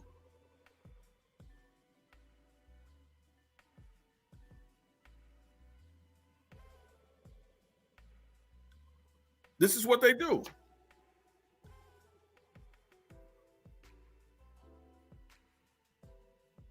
So we have to understand these things and stray away from these disinformation campaigns in the community. I want to get down to some of this, man, because some of this stuff is good. I want to read some of this as well. This is just a Wikipedia. Share my screen on that. Right. And then go and they talk about COINTELPRO, derived from the counterintelligence program that went from 1956 to 1971. And if anybody studies this whole COINTELPRO thing, you know that it even extended further beyond what they claim in 1971, right? It was a series of covert and illegal projects actively conducted by the United States Federal Bureau of Investigation aimed at surveilling, infiltrating, discrediting, and disrupting domestic American political organizations. FBI records show COINTELPRO resources targeted groups and individuals the FBI deemed subversive, including feminist organizations, the Communist Party USA, anti-Vietnam War organizers, activists of the civil rights and Black Power movements, Martin Luther King Jr., the Nation of Islam, and the Black Panther Party, environmentalists and animal rights organizations, the American Indian Movement, the Chicano and Mexican American groups like the Brown Berets and United Farm Workers Independence movements, including Puerto Rican independence groups such as the Young Lords and the Puerto Rican Socialist Party, a variety of organizations that were part of the broader New Left and white supremacist groups such as the Ku Klux Klan and the far-right group National States' Rights Party. In 1971 in San Diego, the FBI financed, armed, and controlled an extreme right-wing group, former members of the Minutemen anti-communist paramilitary organization, transforming it into a group called the Secret Army Organization that targeted groups, activists, and leaders involved in the anti-war movement using both intimidation and violent acts. Let me do this one here. Beginning in 1969, leaders of the Black Panther Party were targeted by COINTELPRO and neutralized by being what? Assassinated, imprisoned, publicly humiliated, or falsely charged with crimes. Some of the Black Panthers targeted included Fred Hampton, Mark Clark, Zaid Shakur, Geronimo Pratt, Mumai Abdul-Jamal, and Marshall Conway. Common tactics used by COINTELPRO were perjury, witness harassment, witness intimidation, and withholding of exculpatory evidence, right? Things that could exonerate them when they were being falsely charged with crime, keeping information out that could set them free or exonerate them. FBI Director J. Edgar Hoover issued directives governing COINTELPRO, ordering FBI agents to expose, disrupt, misdirect, discredit, or otherwise neutralize the activities of these movements, especially their leaders. Under Hoover, the agent in charge, COINTELPRO, was William C. Sullivan. Attorney General Robert F. Kennedy, you'll see that, personally authorized some of the programs, giving written approval for limited wiretapping of Martin Luther King Jr.'s phones on a trial basis for a month or so. Hoover extended the clearance so his men were unshackled to look for evidence in areas of King's life they deemed worthy.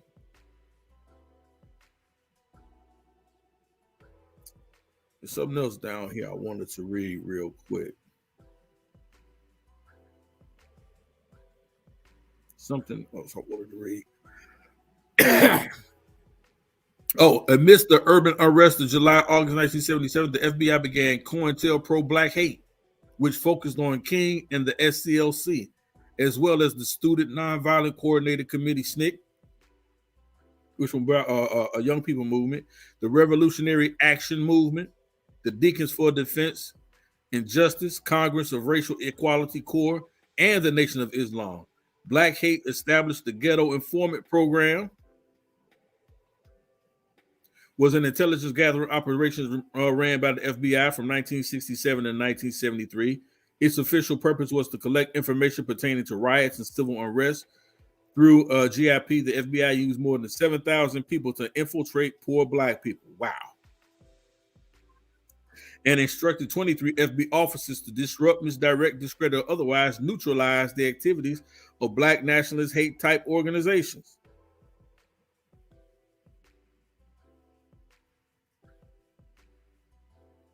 You got to understand what they were doing, people,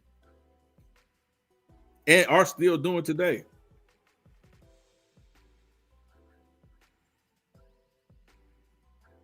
And that's COINTELPRO. I wanted to kind of get through some more of this, so let me go back.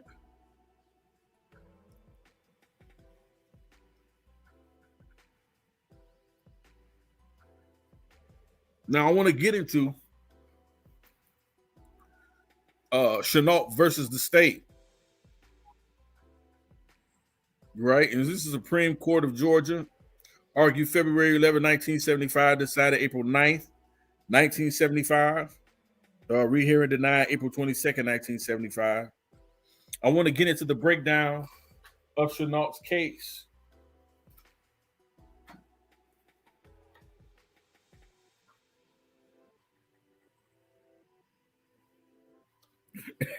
Exactly, said Carl. According to Dr. Richard's argument, he would have to include the Comedics. Absolutely. Absolutely. But I want to get into Chenault's case, right? Because I really want to try to tie in these connections, right? So let's go here. Share this tab. Okay. So this is the Chenault versus state, right?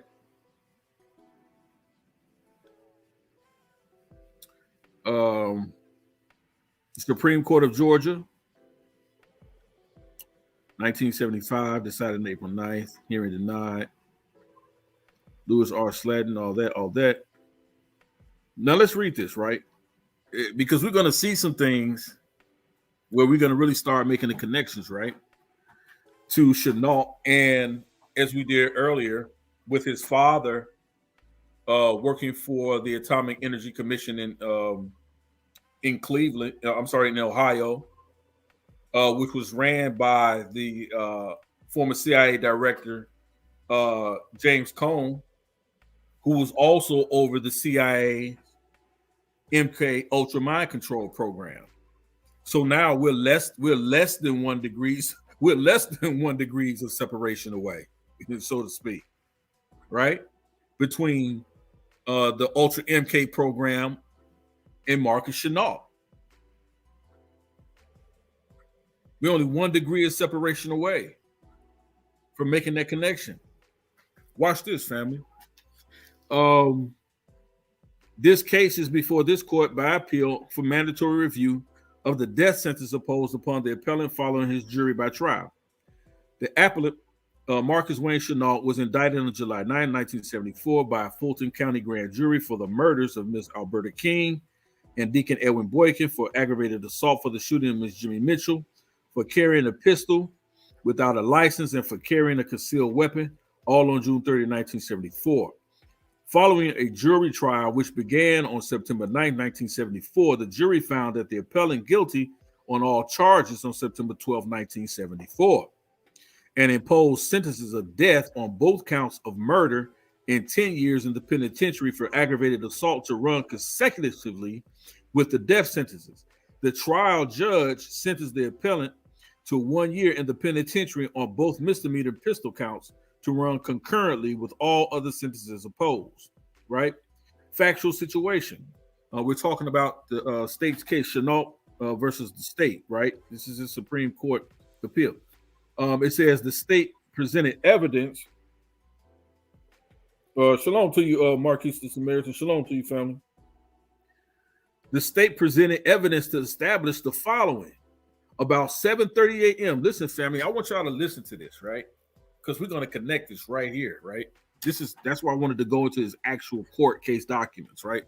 So his Supreme Court case documents. So about 7:30 a.m. on the morning of June 30th, 1974, a taxi cab driver picked up Marcus Wayne Chenault, the appellant, at the bus station in Atlanta, Georgia. He asked to be taken to the Ebenezer Church, right? He was taken to the church. Chenault asked whether or not Mr. and Mrs. King, mother and father of the late Dr. Martin Luther King, attended Ebenezer Baptist Church Sunday. First of all, now we have one of our first counter arguments to people saying that, oh, my mission was to kill only Michael King Sr. and not Mrs. King, but I only shot Mrs. King because she was the closest to me. So my mission was to shoot Dr. King and not Mrs. King. But here in the Supreme Court records, right, Chenault versus the state, it says Chenault asks, and this is on the cab driver's testimony. Chenault asks whether or not Mr. and Mrs. King, mother and father of the late Dr. King, attended Ebenezer Church every Sunday. So we clearly see that he had intentions, whatever they may have been, was focused on both the father, Michael King Sr., as well as Alberta King. So he was going with the expectation of encountering and confronting them both. See, that's the first counter argument against, oh, he only based on his supposed alleged testimony that he only was seeking to kill King Sr. But the cab driver testifies he asked about both King Sr. and the mother, and Alberta King. This is why I say I believe that part of his Ultra MK programming and his COINTELPRO counterintelligence was to also assassinate Alberta Williams King more so than the senior, because it is her that Dr. King attributed to his development and his shaping of him becoming the person who he was, that leader, that charismatic leader, that person who was able to galvanize millions, that formula for the Black Messiah that she instilled in him. This is what they wanted to understand, the psychology of that, and how do you create a Black Messiah through all the things that they were throwing at them in the face of adversity. They wanted to know, what was she cooking up? How was she creating, even in the face of the questionable drowning of her other son, A.D. King, who allegedly drowned in his own pool in 1969, which is also questionable because the coroner's report, and I'll bring that out at a later point, the coroner's report on Dr. King's brother, A.D., is insufficient, or whether or not he was dead before water entered his lungs. They believe, from my understanding in my research, they believe that Dr. Alberta Williams King had a formula for creating, and when I say formula, how to raise Black, intelligent, strong men that would stand up against the system. Her being an activist herself at a young age, how they would stand up against racism and white supremacy, becoming great leaders in their communities, having a love for their people. Right? So later that morning, around 9:30 a.m., another taxi cab picked up the appellant at a motel and took him to the church. Right? So here again, he says at 7:30 a.m. on the morning of June 30th, the day Alberta Williams King was assassinated, a taxi driver picked up Marcus Wayne Chenault, the appellant, at the bus station in Atlanta, Georgia. He asked if he could be taken to Ebenezer Church. He was taken to the church at 7:30 that morning. Chenault asked whether or not both Mr. and Mrs. King, mother and father of the late Dr. King, attended Ebenezer Baptist Church every Sunday, right? That was at 7:30 that morning. Later that morning, around 9:30 a.m., another taxi cab picked up Marcus Wayne Chenault at a motel. So he left the church. He did some, and this is what I'm saying. He did some reconnaissance. This is a military tactic he's doing here. He went and did some reconnaissance to see if they would be there. His targets would be there at 7:30 that morning. He took a cab there to the church. He went actually to the church, according to the taxi cab driver. And then later on, another taxi cab driver 2 hours later says he picked up the appellant at a motel. So he goes to the church at 7:30 in the morning, does recon, look around the place, probably scoped it out, looked around, made sure that they were going to be attending that Sunday service. Then he leaves. Then he goes to where? A motel. And then another taxi cab driver picks him up at 9:30 at the motel and takes him to the church.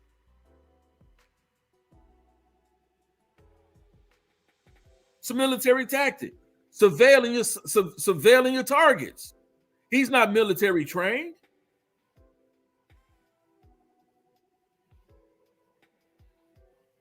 Watch this. Appellant was observed seated alone in the main audience section of the Ebenezer Church and was invited to attend the men's adult Bible class of the Sunday school. He introduced himself and stated he was from Ohio. The appellant, or Chenault, was later observed seated in the Amen corner next to the organ after church services had begun. Which means, if you don't understand what the Amen corner is, it's a section of seats, a row of seats, seated closer to the dais or the pulpit or the stage where the sermon is given. It's in that section. It's closer there, and people would be in there. They would call it the Amen corner because they would say, somebody say amen, and then the preacher would point to that corner, and the group in that corner would say amen, right? Pretty much exactly what it says. It says applicant was seated about 4 feet from the organ, and usher handed applicant Chenault a bulletin and exchanged greetings. During the worship service, a sound resembling an explosion was heard. Mr. Smith and usher had his attention drawn in the direction of the organ. He heard one of the victims, Mrs. Alberta King, exclaimed, "Oh!"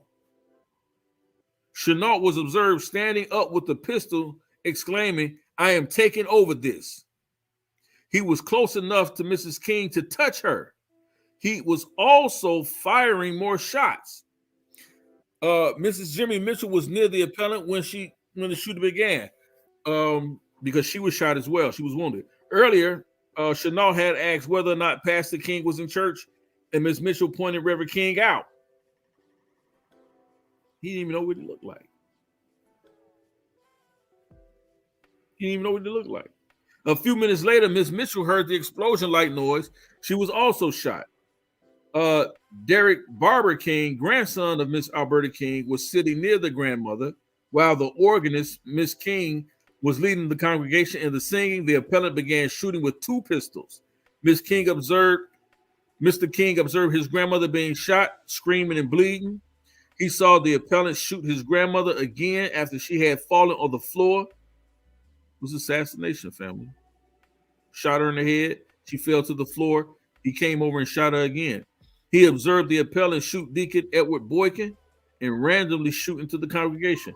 Other witnesses testified substantially the same. The appellant presented evidence to support a defense of insanity. This is what I want to get to right here.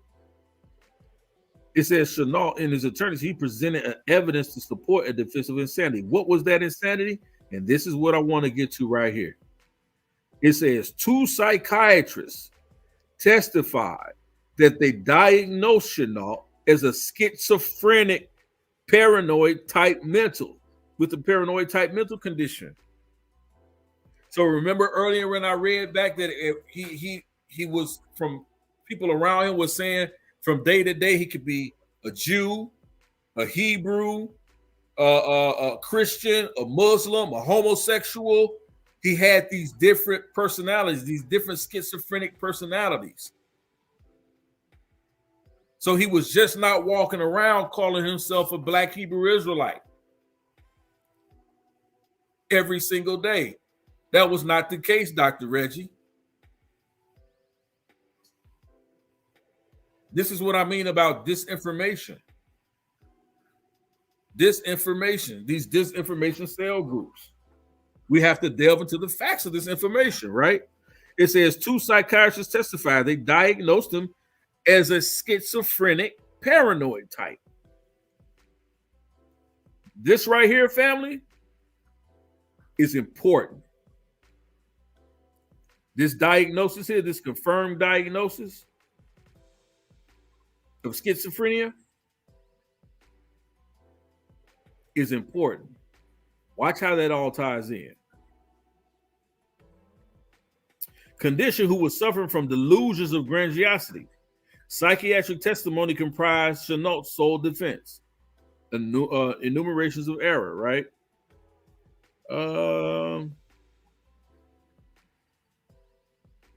Let's see. The appellant filed a motion to stay the indictment for the purpose of presenting evidence of the appellant's sanity to the grand jury before the grand jury returned an indictment of the appellant.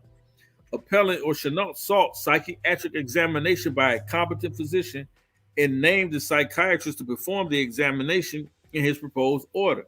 The trial judge interpreted the motion to stay as a premature plea of insanity and properly ejected it under Code Section 27-1501, providing for special pleas and demurrers after an indictment is rendered. Excuse me. Shalakia. Appellant's motion for psychiatric evaluation was granted. After indictment, appellant filed no special plea of insanity. In the absence of a special plea of insanity, the trial court did more than was required by appointing psychiatrists for evaluation of a defendant, right? And they give the case law for that. It says appellant's plea of not guilty by reason of insanity. Insanity raised only the general issue of the guilt of the appellant, including his insanity at the time of the acts charged as crimes, right? The determination was submitted to the jury under proper instructions. We know that although the mental condition of the appellant was the principal matter relied on by the defense, the psychiatric experts, one of whom was requested by the defense, testified as follows. Dr. Loyalty Backus, assistant professor of psychiatry and director of the Law and Psychiatry Service for Grady Hospital, right? Remember, that's the hospital that Alberta King was taken to when she was shot, right? For Grady Hospital, testified July 9th, 1974, and July 26, 1974. He examined the appellant 5 times for a total of 7 hours. He also interviewed the appellant's parents for approximately 4 hours. Dr. Backus diagnosed the appellant as having a schizophrenic mental condition, paranoid type. He was said to suffer from delusion of grandiosity. Appellant never indicated that he was controlled by any forces. The prognosis of the appellant was deemed good, meaning that with treatment, the appellant has the capacity to function adequately in society. He testified that there are many people in society that might be classified as paranoid schizophrenics. Dr. Backus asserted that the appellant in murdering Mrs. Alberta King and Deacon Edward Boykin had a cognitive awareness of and the ability to appreciate the implications of his act. He knew right from wrong. The doctor did not indicate any delusion that compelled the appellant to commit murder. Dr. Backus also testified that the appellant was competent to stand trial, that he knew what a prosecutor was, what a judge was, what a defense lawyer was, and what a trial was, and what the consequences were. And it goes on and on and on talking about these different things. Here's another psychiatrist report. Dr. Alfred's report read into evidence indicated that the appellant was suffering from a condition known as paranoid schizophrenia. 2 psychiatrists diagnosed him with paranoid schizophrenia, but was sufficiently free of mental defect, disease, or derangement as to be able to distinguish between right from wrong, was sufficiently free from mental defect as the ability to adhere to the right was not deprived. And this is important, right? And I'm going to show you why. Let's go back. Let's go back to our full presentation here, right? And see why that's important, right? We don't have to go through the summaries because we did do that.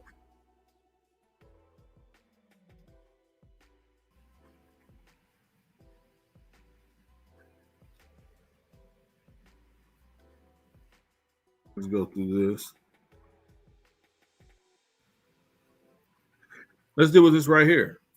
It says Marcus Wayne Chenault emotional effect following the murder was unusual. Grinning. He asked if he had hit anyone. He had reportedly been dropped off at the church by people he knew in Ohio. So this guy, they called him a cab driver, but actually the people that were driving him around and dropping him off these places, these are people that knew him, knew who he was. So while at Ohio State University, he was part of a group known as the Troop, run by a black minister, watch this, and gun collector who used the name Rabbi Emmanuel Israel. This is where it gets, this is where it starts getting really crazy right here. Exactly, Afro-Asiatic. Exactly. MK Ultra all over it. Watch this. Run by a black minister and gun collector who used the name Rabbi Emmanuel Israel.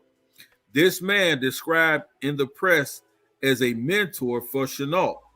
This is where the whole black Hebrew Israelite thing becomes into play at, right?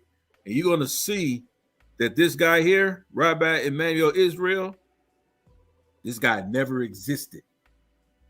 This is a character. This is a character playing a part. And I'm going to show you that, right? This man described in the press as a mentor for Chenault, left the area immediately after the shooting. In the same period, Rabbi Hill traveled from Ohio to Guyana, and set up Hilltown using similar aliases and preaching the same message of a black Hebrew elite. Now, this Rabbi Emmanuel Israel pops up out of nowhere. Nobody knows who he is, right? He's under a fake name, right? Rabbi Emmanuel Israel, right? Then he goes by the name Rabbi Hill, then in Ohio. Then he goes by other aliases. After the shooting, he ups and runs. He disappears. They don't find him. Where does he wind up at? All the way in Africa, in Guyana. And he set up Hilltown using similar aliases and preaching the same message of a black Hebrew Hebrew elite. Why do we have to look into this, family? I want to show y'all this too. I want y'all to see what I'm looking at. Right? I want y'all to see this. This is where you know that the black Hebrew Israelite movement was framed, or they attempted to frame the black Hebrew Israelite movement for the murder of Alberta Williams King, right? This Rabbi Emmanuel Israel right here, no one knows who he is, right? He's described in the press as a mentor for Chenault. He left the area immediately after the shooting. In the same period, Rabbi Hill traveled from Ohio to Guyana and set up Hilltown using similar aliases and preaching the same message of a black Hebrew elite.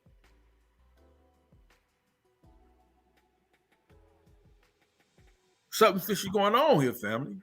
This is all a cover up. This is all a setup. These are all plants. These are not black Hebrew Israelites. Dr. Reggie, all of this is a setup. It's a plant. It's a plant. Watch this. Chenault confided to CLC leaders that he was one of many killers who were working to assassinate a long list of black leadership. The names he said were on this list coincided with similar death lists distributed by the KKK and linked to the COINTELPRO operations in the 1960s. Come on, family. Where your research at, Dr. Reggie? I heard Garfield Can't Read say the other day that he's one of the great researchers in the community. Whatever, man. You're trash. Because you don't give the information as it is. But he also said Dr. Reggie is one of the great researchers. And Dr. Reggie does have some great, some things that I agree with, right? But when it comes to these things, when it talks about the black Hebrew Israelites, they all have this thing where they simply want to point the finger and they will lie and omit information to simply discredit the Bible, to discredit the Torah, to discredit those who subscribe to the black Hebrew Israelite paradigm. They will say anything. That's a disinformation cell group.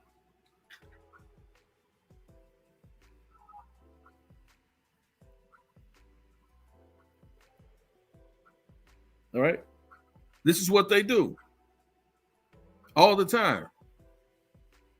And it's like, you ain't got a lie to kick it. You ain't got a lie to kick it. I mean, I never forget. I asked Jabari once before. He made a statement that no such thing as PhD scholars that would agree with the Exodus, and I said, well, how about Douglas Petrovich? He's a PhD scholar that agrees with the Exodus.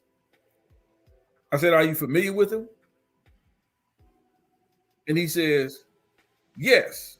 I said, so then why did you say there are no PhD scholars that agree with the Exodus?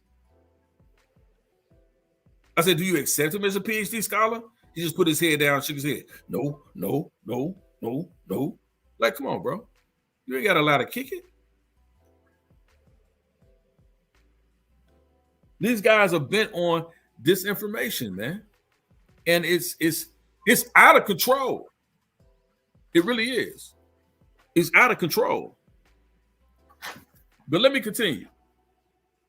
But we clearly see that the same list that Chenault confided to the CLC, that there were many killers who were working to assassinate black leadership. These were the same names and lists that coincided with similar death lists distributed by the KKK and that were linked to the COINTELPRO operations in the 1960s. Come on, family. Who's really behind the assassination of Alberta Williams King, Dr. Reggie? The Black Hebrew Israelites? Is that what you're arguing? We got to do better, family. If they wouldn't even reach that highest level of obtaining that, man, come on, man. It's crazy. I'm tying all this together. Let's go to this article. The CIA doctor, the work of Donald Ewan Cameron, from psychic driving to MK Ultra. The CIA doctor, the work of Donald Ewan Cameron, from psychic driving to MK Ultra. Now remember, we just looked at the Supreme Court renderings from Chenault versus the state. We had two independent psychiatrists state that Chenault was a paranoid schizophrenic. He suffered from schizophrenia. We just read that in the Supreme Court documents, right? Right? We also read earlier that his father, Chenault Sr., was an employee at the Atomic Energy Commission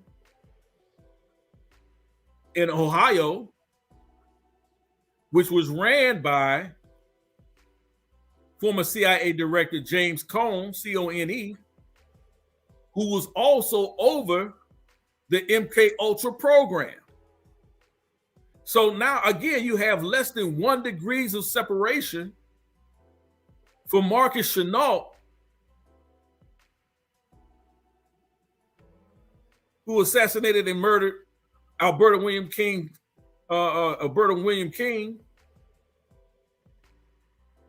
Dr. Martin Luther King's mother. You have 1 degree of separation from them two. So this wasn't a random act of violence.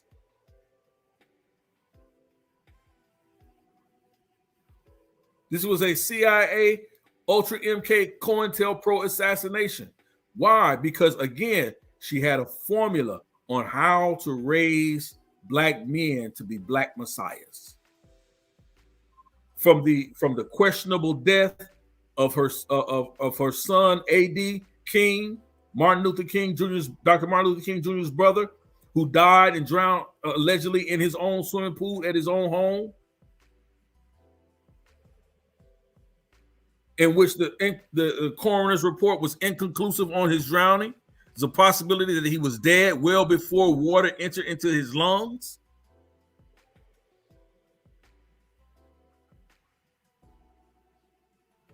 Now we have Chenault, who now is making this exaggerated claim that people around him who knew him said, look, he could be anything. He was changing identities on any given day. He was a Jew, he was a Christian, he was a Muslim, he was a homosexual, he was a black militant, black militant,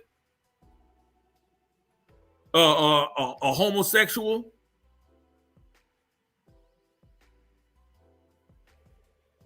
He changed identities constantly.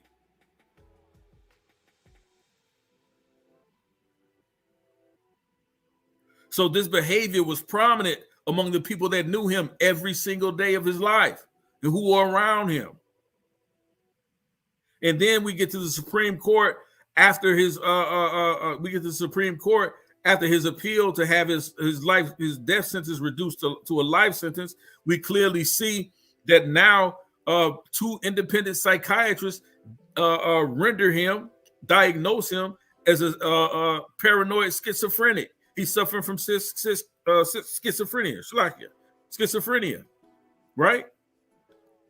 So this is established now. So now what happens?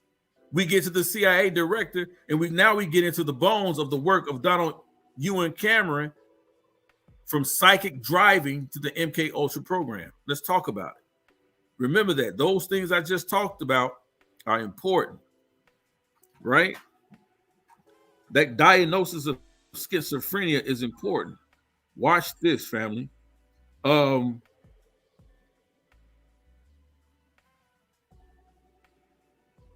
This is a research article just recently published. It says Donald Ewan Cameron is known as the Canadian psychiatrist behind the Montreal experiments, a series of brainwashing experiments. As part of a larger Central Intelligence Agency, CIA project known as MK Ultra, right? We know this to be a fact. This is not a conspiracy theory. We know this program was a fact. The CIA regarded these experiments as a potential military weapon during the Cold War. However, a closer look into Cameron's research and project MK Ultra shows that these experiments began long before Cameron was contacted by the CIA. Additionally, Cameron received funding for his experiments indirectly, so he was probably never aware the money was from the CIA. In this paper, I analyzed the published work of Dr. Cameron from the beginning of his career to his role in MK Ultra, and evaluate his own possible reasoning behind these experiments. Right? So let's get into it. Because I want y'all to understand what's going on here, right? So Donald Ewan Cameron is known for his brainwashing experiments at the Allen Memorial Institute in Montreal, which took place in the late 1950s and early 1960s. Also known as Sub-Project 68 of the U.S. Central Intelligence Agency project, MK Ultra. These experiments played a significant role in the CIA's quest to harness mind control. There it is. The CIA's quest to harness mind control as a weapon during the Cold War. The most well-known narrative around Cameron is that of an accomplice to military torture, a man who sold his soul to the CIA and knowingly destroyed the lives of healthy patients. However, this may not be entirely accurate according to Cameron's published research. His theories of psychic driving began before he was even contacted indirectly by the CIA and originated as a possible treatment for mental disorders. Watch this, people. Throughout Cameron's career, much of his work was focused on searching for a cure for what? Schizophrenia, and his depattering treatments that devastated many lives began with the same goal. There it is, schizophrenia. What do we know? That two independent psychiatrists diagnosed Marcus Chenault with the assassin of Alberta Williams King, the mother of Dr. Martin Luther King Jr.? What did two independent psychiatrists diagnose him with? Schizophrenia. Schizophrenia. This was the thing that they looked for in these particular patients, and much cause, as we'll see later on, this experimentation of these people resulted in increased paranoia in schizophrenia. This doctor here, the one that controlled and all helped to create the MK Ultra program, did what? He was searching for a cure for schizophrenia, and his depattering treatments that devastated many lives began with the same goal. They had a perfect test subject in Marcus Chenault, a perfect test subject. Moreover, the CIA officers communicating with the Cameron came to be from the Society for the Investigation of Human Ecology. So it is entirely likely that Cameron was never aware his research was intended to be used for military purposes. In addition, Cameron was one of the psychiatrists present at the Nuremberg trials. Now, if you don't know what the Nuremberg trials were, the Nuremberg trials were during World War II. The Nazis, the scientists, right, were brought to court. A lot of them, Nazis, they were brought to court during the Nuremberg trials to try these Nazis with crime against humanity. A lot of them were doctors. Some of those scientists that created the gas chambers, they were creating these different types of experiments on people, right?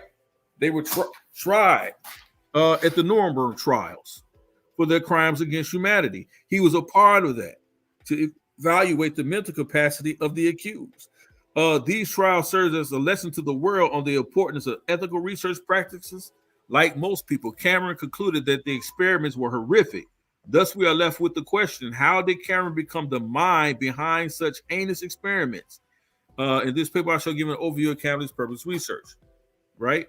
Let me get down here into some of this, right? Watch this.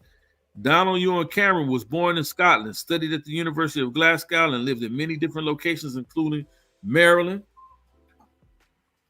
USA, Switzerland, Manitoba, Canada, and Massachusetts, USA, in that order. In 1935, he published a book called Objective and Experimental Psychology, in which he emphasized the importance of rigorous knowledge of biology when studying psychiatry and heightened the effects of the environment of an individual organism, citing both British and European schools of psychiatry. I want to get down here right there. Here's another one.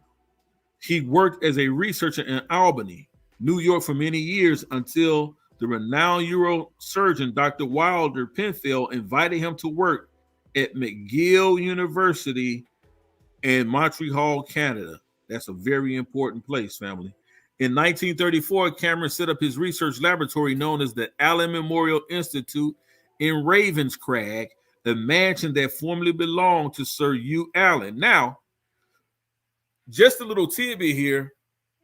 If you study the Allen Memorial Institute in Ravenscrag, you'll know that in some references in comic books, I think even in the Marvel comic movies, they have this mansion that they call, or they have this place where they would take mutants to have these experiments on them, right? These gifted people, and do these heinous experiments on them. They would take them to this place called Ravenscraw or Ravenscrag. This is where they get that from. They took it right out the pages of history, right?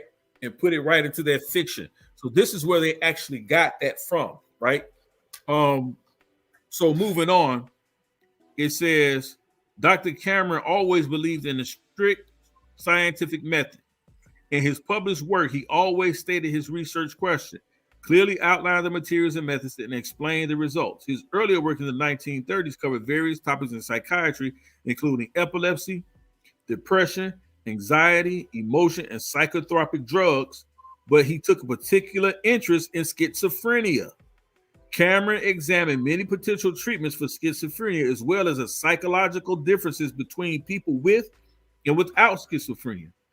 In 1934, he published the paper, Heat Production and Heat Control in the Schizophrenic Reaction. Patients were placed in extreme heat, a room at 36 to 42 degrees Celsius for 1 hour, and their change in body temperature was measured. Response to cold was also measured. Patients were placed in a tub of cold water at 28 degrees Celsius for 12 minutes, with their temperature taken every 3 minutes. Participants' baseline body temperatures were measured, as well as body temperatures before and after ingesting food. Results showed that the average body temperature of schizophrenic patients was lower than that of controls, and it also fluctuated more. Schizophrenic patients responded more dramatically to extreme cold, but were no more affected by extreme heat than were controls.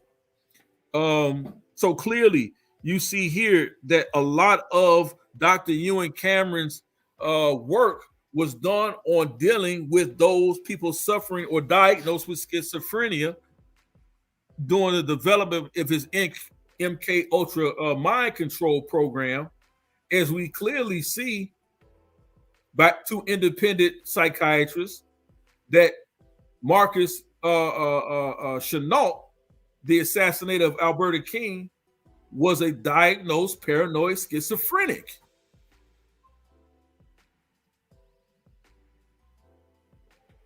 It says, according to Dr. Lehman, patients' insanity levels should be classified 1-4 or I4, that's a DSM-V diagnosis, with 1 being normal and 4 being acutely unstable. Lehman classified Hess as psychotic and described him in having impractical ambitions, impulsive reasoning based on symbolism rather than logic, confabulation with a tendency toward the bizarre, as well as a rigid egocentric attitude, traits that point to schizophrenic personality disintegration. However, when Cameron examined Hess, he observed his symptoms of memory loss were inconsistent with those of a normal amnesia. He concluded that a part of memory loss is simulated, and it's probable that the hysterical unconscious part is rather superficial, saying that this practice of amnesia was originally developed consciously as a protective measure, but had become unconscious in part. So he's saying that amnesia or memory loss of things or events or actions that these people who are diagnosed with schizophrenia are experiencing. This is the testimony that we have that the psychiatrists talk about that happened with Chenault. He didn't remember. Remember the police asked him early on, I talked about when he was initially arrested for the murders, that they asked him, did he remember if he ever shot anyone? And he said, I don't know, maybe, did I? I don't know. He couldn't recall. He had severe memory loss, right? Clearly, they're saying here, these are symptoms of schizophrenia, right? And so we clearly see that connection here. Now, this is what I want to get to right here. The MK Ultra. During the Cold War in the 1950s, the possibility of a nuclear war in the Soviet Union was at such an existential threat that the CIA was determined to make use of the most powerful weapon that they could, the human mind. Mind control was not new to the CIA. In the early 1950s, Project Bluebird was already testing the waters. When Sidney Gottlieb, remember his name as well, when Sidney Gottlieb was hired to the CIA in 1951, his supervisor, Alan Dulles, instructed him to advance the field. Project Bluebird was expanded and soon became known as Project Artichoke, led by Gottlieb. In the early 1950s, the CIA believed that the Russians and the Chinese already had a handle on mind control techniques, citing brainwashing to explain their immense power over their citizens. Determined to keep up in the arms race, American researchers led by Gottlieb began experimenting with interrogation techniques and use of psychotropic drugs, much of which would now be classified as torture. After extensive research into mind control techniques, Gottlieb set out to establish a bigger, more ambitious program to discover the secrets of brain warfare. once and for all. In 1953, Gottlieb's proposal was approved by Dulles, which was from then on known as MK Ultra. Throughout the search for the secret behind mind control, many people from different backgrounds were recruited, including Dr. James Hamilton, Dr. Robert Hyde, Dr. Louis Jolin West, who were all American psychiatrists. Hamilton worked at Stanford, and he became the researcher behind Sub-Projects 2, 124, and 140. Sub-Project 2 examined how synergistic activity of drugs can irradiate conscience completely, as well as ways to drug a person without their knowledge. That's funny because Jamie Foxx was just talking about this. He believes somebody tried to kill him. He's been in the hospital dealing with the medical issues. He said somebody drugged him without his knowledge. And I even laughed at myself at young Pharaoh when he made this claim the other day. He was being drugged without his knowledge. Sub-Project 124 tested whether inhaling carbon monoxide gas would induce a trance. Sub-Project 140 tested the psychological effects of thyroid hormones. High coordinated sub-projects and on and on and on and on and on dealing with this. And I'm going to show you guys something else too, right? Watch this. Dr. Harris Isbell was an American pharmacologist who studied the effects of LSD, masculine psychomimic drugs that cause delusions, and even worked on the preclinical development of new drugs. Another recruit was Dr. Carl Pfeiffer, an American physician and biochemist who studied the presence in hallucinogenic drugs, right? And so we see they even use a part of this Ultra MK program, many different tactics, but it was psychologically based. And they use a lot of psychotropic drugs, right? Including LSD. So they were giving people LSD to see how they respond to certain things. They were getting people hooked on LSD in order to try to for mind control, right? And we can go on and on and on with this. But let me go back and share this. I want to view something else.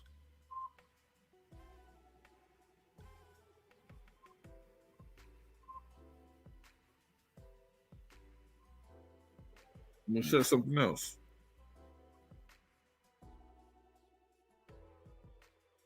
All right. Talk about this real quick. I'm gonna give you guys some source information to understand what we're really dealing with here, right?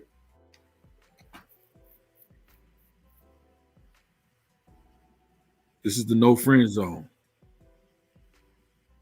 So watch this. This is Project MK Ultra, the CIA's program of research and behavioral modification.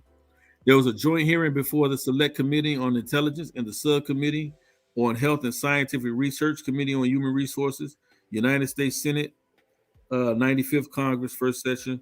This occurred in 1977. I want to go down. I think, to page 8.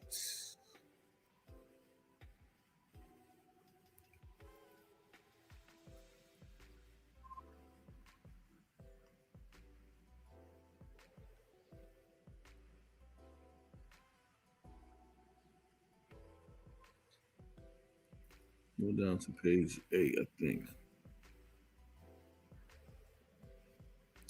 This it?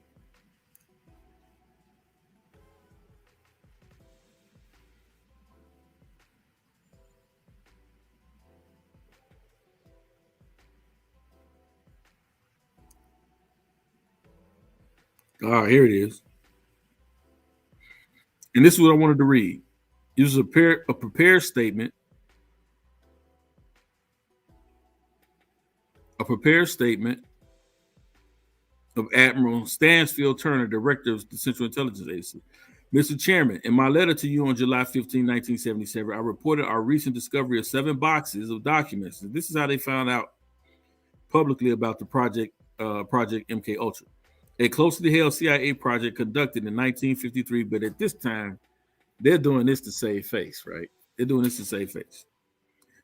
As you may recall, MK Ultra was an umbrella project under which certain sensitive sub-projects were funded and involving other things, research on drugs, behavioral modification, right?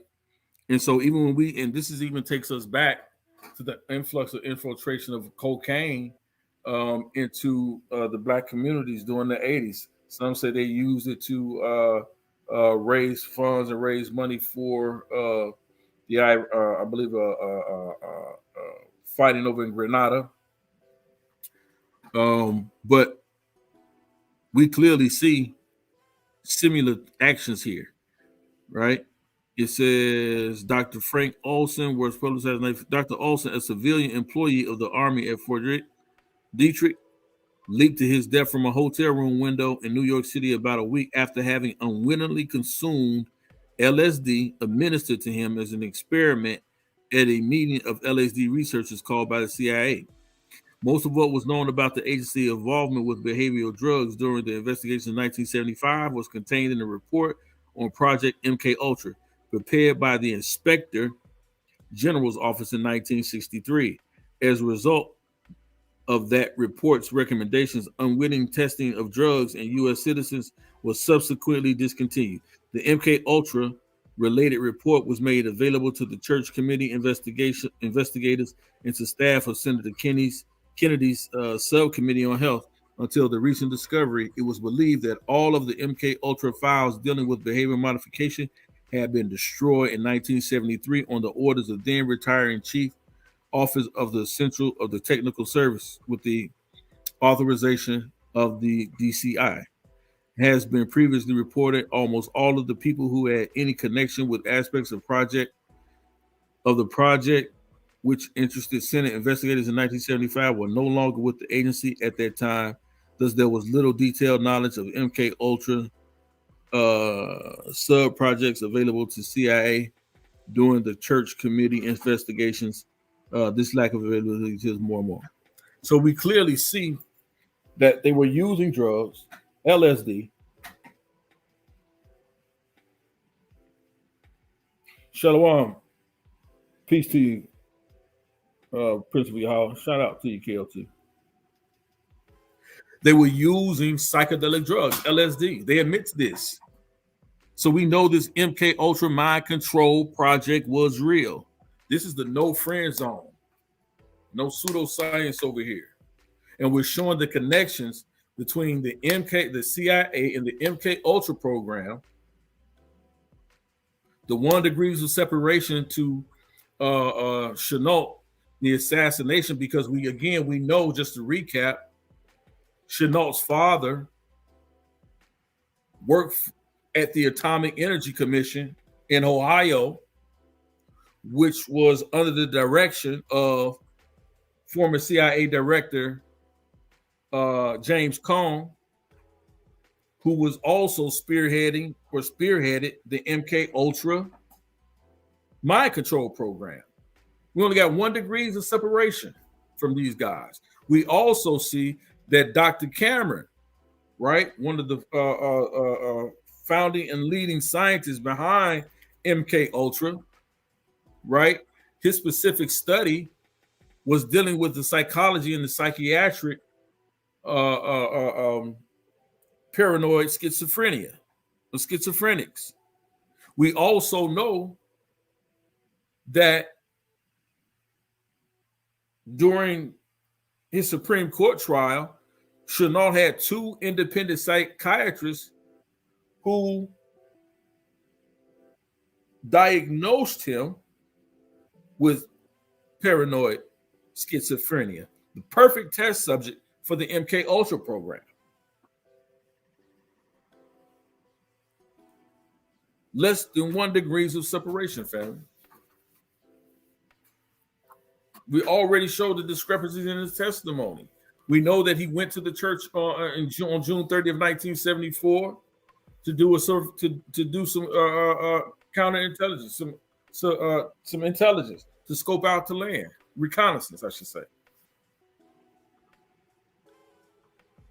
That was at 7:30 in the morning. He leaves, goes, checks in the hotel, at 9:30 a.m. and goes back to the church service, where he's already 2 hours earlier surveilled the land.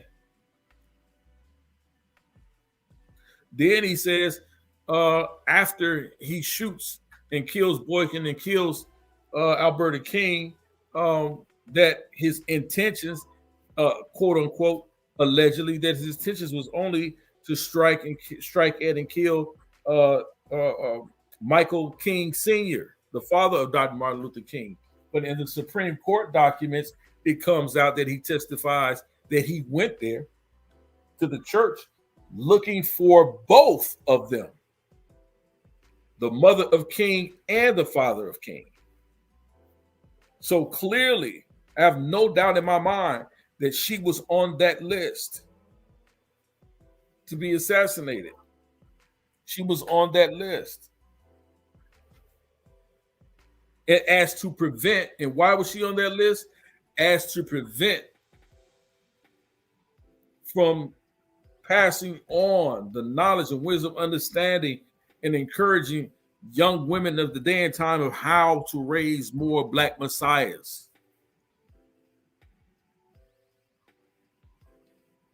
She had perfected that formula in her son, Dr. King.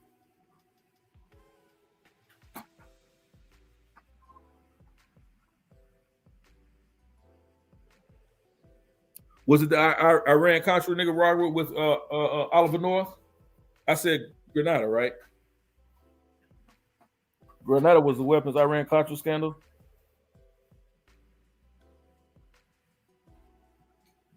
I phrase you at it. They flooded the streets of New York, from New York to California, with cocaine. The CIA did to raise money to buy guns, to fund that war that they did not win.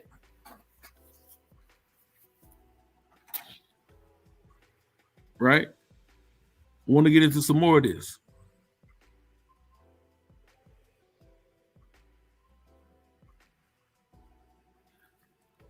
This is the CIA's and FBI's connection, because some people are saying, well, isn't the MK Ultra program, isn't that the CIA program and not the FBI program? When it was the FBI that was surveilling them, isn't COINTELPRO a part of the FBI's program? COINTELPRO was headed by the FBI, but the MK Ultra program was also used by the FBI.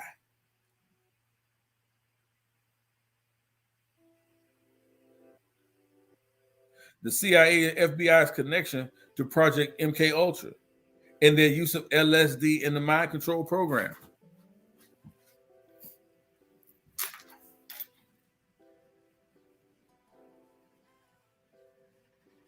See if we can see some of this a little bit.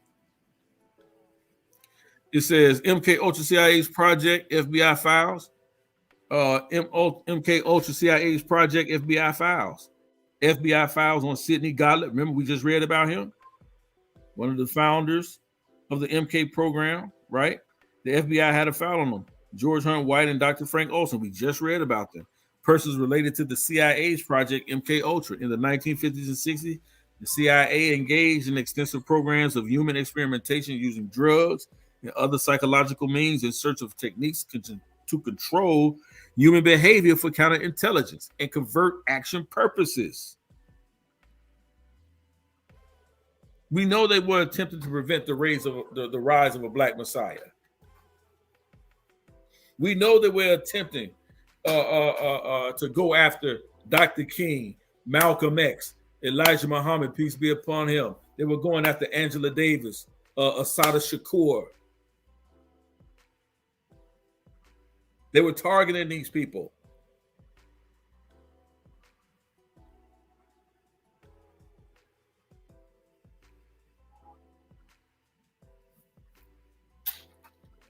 For what?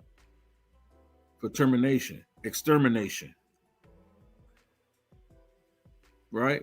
MK Ultra was the principal CIA domestic program involving the research and development of chemical and biological agents. When we talk about crack cocaine, y'all best believe this is what we're looking at.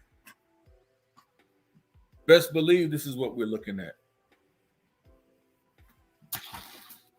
Right? This collection contains FBI files covering Sidney Gottlieb, an American chemist and spy master, best known for his involvement with the Central Intelligence Agency, Project MK Ultra. The file covers his destruction of the project's files.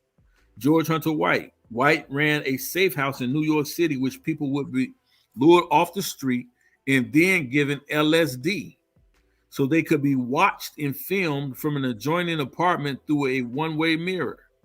White was a former narcotics officer famous for his obsessions to bust Billie Holiday and other famous New York City jazz figures. The files covered the elements of his colorful career. Dr. Frank Olson.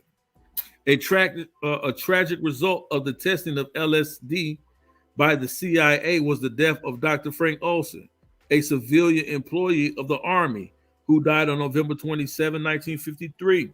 His death followed his participation in a CIA experiment with LSD. As a part of this experiment, Olson unwillingly received approximately 70 micrograms of LSD in a glass of Cointreau.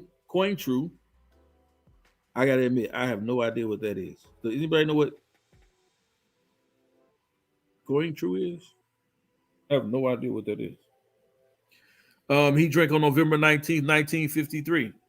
The drug had been placed in the bottle by a CIA officer, Dr. Robert Lashbrook, as part of an experiment he and Dr. Sidney Gottlieb performed at a meeting of Army and CIA scientists. Shortly after this experiment, Olson exhibits symptoms of paranoia and schizophrenia. Again, the same thing diagnosed, same thing Chenault was diagnosed with by two independent psychiatrists.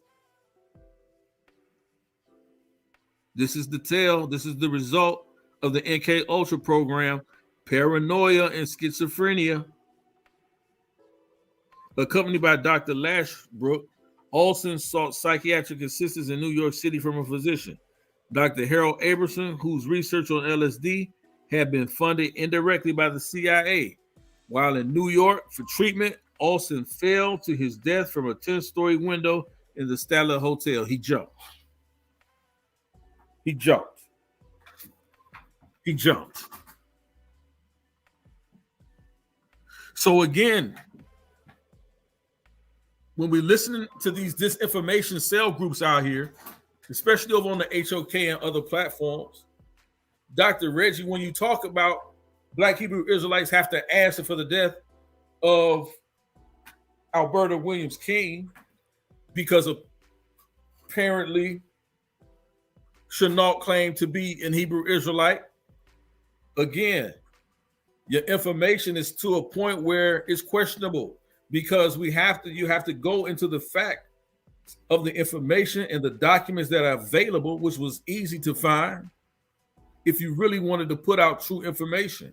But simply wanting to bang on Hebrew Israelites doesn't do the community a disservice when you leave out the most important things, when you're dealing with COINTELPRO, when you're dealing with MK Ultra, when you're dealing with psychology and psychology, psychiatry illness. The government's plan to squash the whole Black Messiah or Black militant or Black revolutionary movement, the Mau Mau. They were looking to destroy any semblance or any idea of it. So you come to us, Dr. Reggie, with these talking points or with this disinformation. This is the same type of information, and you're not the only one. Garfield does it all the time. These guys do this all the time. Shaka almost does it all the time. But I hear Garfield can't read talk about how well of a researcher he is and how great of a researcher. As a matter of fact, Shaka almost claims to be one of the great researchers of our time. How so, sir? When your information is flawed and skewed and full of confirmation bias. You're not dealing with the facts. Let's deal with the facts. No fringe scholarship, no fringe theories, no pseudoscience, no conspiratorial theories with unfounded information, something you just made up. No way to connect the dots. You're taking one giant leap to the next.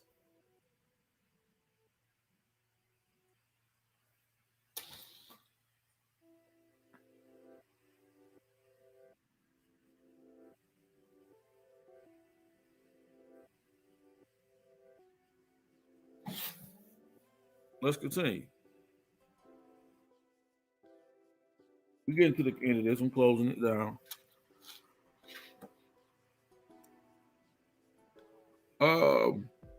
Let's deal with the McGill Tribune.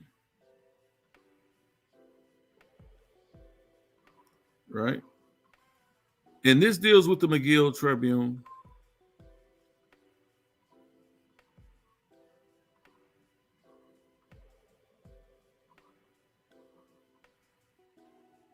Declassified mind control at McGill. And we talked about McGill, where they were doing these experiments up at the Allen Memorial Institute at Ravengraph Mansion, right? And here we go again. We're going to talk about it again. The Allen Memorial Institute is located in the ominous mansion, formerly known as Ravenscraft, that looms over Rue McTavish at the foot of Mount Royal. The sinister stone building, said to be haunted, is befitting of the grisly experiment that occurred within its walls from 1957 to 1964. Project MK Ultra, the Central Intelligence Agency and CIA mind control project, used unconsenting, we get that right, unconsenting patients to test the effects of sensory deprivation, LSD, electroshock therapy, and other methods of controlling the human psyche. Although it may sound like something out of a dystopian sci-fi novel, these experiments were conducted at McGill with devastating effects on the patients involved. Project MK Ultra was a large-scale attempt by the CIA to research behavioral modification and the effects of certain drugs and psychological treatments on the human mind. It consists of 144 different sub-projects related to the control of human behavior, 144 ways to drive you crazy. That's what they figure, and that's crazy. Which were carried out in 89 different institutes. Wow, that's massive. That's massive. They were literally trying to control the mind of the masses. And I think this whole COVID-19 outbreak, to see how we would respond to it, was also a part of one of these projects that are still going on today. That's just my assessment. I don't have any proof of that, but that's what I see. To see how we would respond.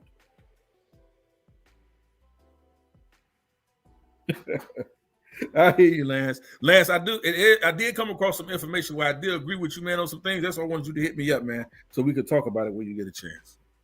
Right? This is the No Fringe Zone podcast. Welcome to the No Fringe Zone.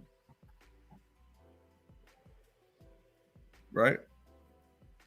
So as I was saying, I believe this whole COVID-19 situation was a part of it as well. One of these sub-projects to see how we would respond, to see how well they could quickly inject fear into the community, how well they can inject fear that gets us to act a certain way. You know, folks was going crazy over toilet paper. Folks were going crazy over Lysol. They were going crazy over this. How they watched us respond to these certain things. And I felt like they just sat back in their lab all the while with these experimentations on these viruses that have been around for years, watching people die, killing off people who they deemed that weren't important. And remember, these were most of the people that were affected by it were elderly. Another disinformation campaign. Depopulation campaign. Right? But again, I have no proof of that. This is the No Friend Zone. No friend scholarship here. But the experiments with the e-subject variant in both their purpose and techniques, but many, including those undertaken at McGill, involved invasive and unethical research on unwitting human subjects. So they was doing this stuff without these people knowledge. And you know they've always done this, right? Injecting, syphilis virus into black men down in Tuskegee.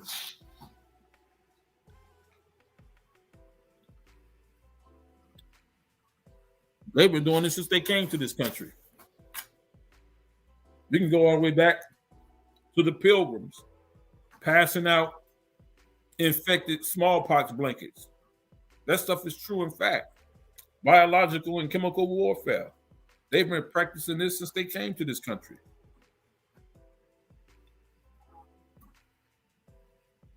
They never forgot how those infected smallpox blankets wiped out millions in the population of American Indians, of Native Indians in this country. They haven't forgotten that. They've been trying to recreate it ever since. Why? Because they were able to capture and control this land.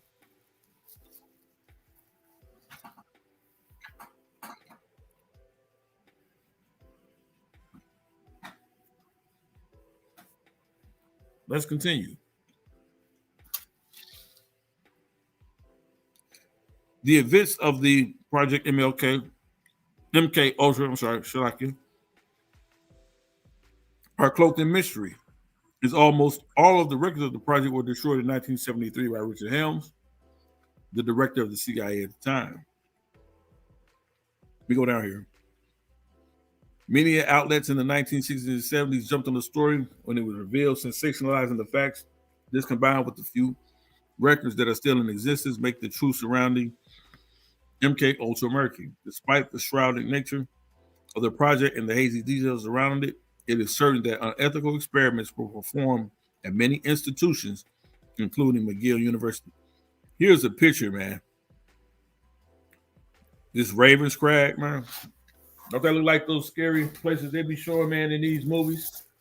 In these Marvel movies, man, when they be hiding in these old mansions, they be experimenting on people.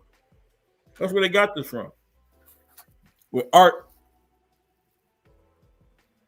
imitates life. I don't really say it in reverse, but here.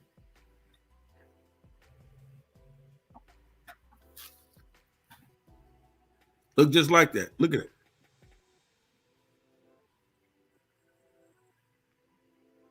The CIA seeks key to mind control.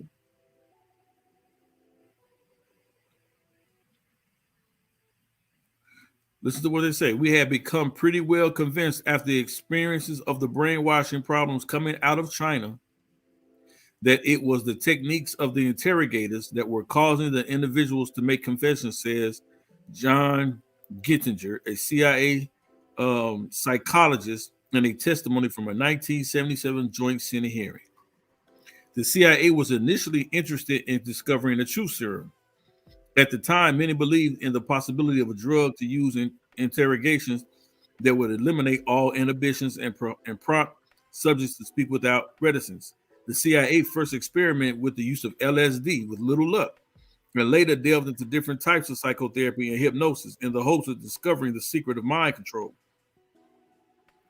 Out of the research and experiments that were undertaken within hospitals and laboratories, those that took place at McGill, known as MK Ultra, Sub Project 68, were perhaps the most notorious. Dr. Donald Ewan Cameron, we talked about him earlier, was the head of McGill Allen's Memorial Institute when the experiments were performed, and the main researcher implicated in the project. According to the information from the 1977 Senate hearing, most of the researchers and doctors involved in Project MK Ultra, including Cameron, were not informed of the project or of the fact that the funds for the research originated from the spy agency. In order to conceal the source of money, the CIA created research foundations such as the Human Ecology Fund to act as fronts for funneling MK Ultra research funds. The CIA then worked through such organizations to target researchers with projects that were of interest to them in developing techniques of interrogation or human behavior control. Isn't that crazy? And they be wanting you to submit to this fund and submit to that fund.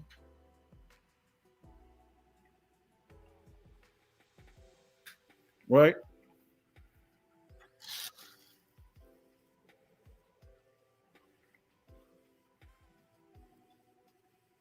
And here he is here.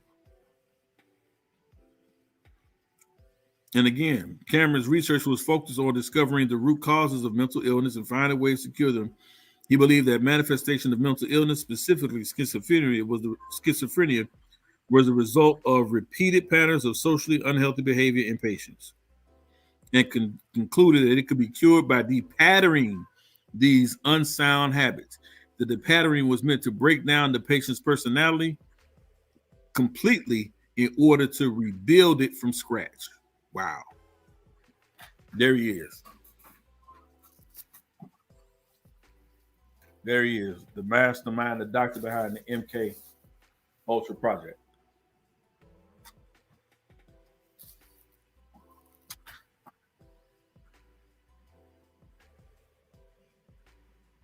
And here's what I wanted to show you.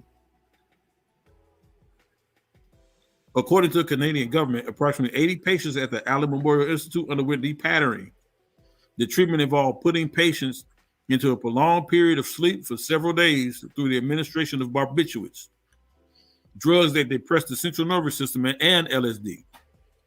This was followed by massive doses of electric shock therapy over the course of several weeks, ultimately reducing patients to a childlike state.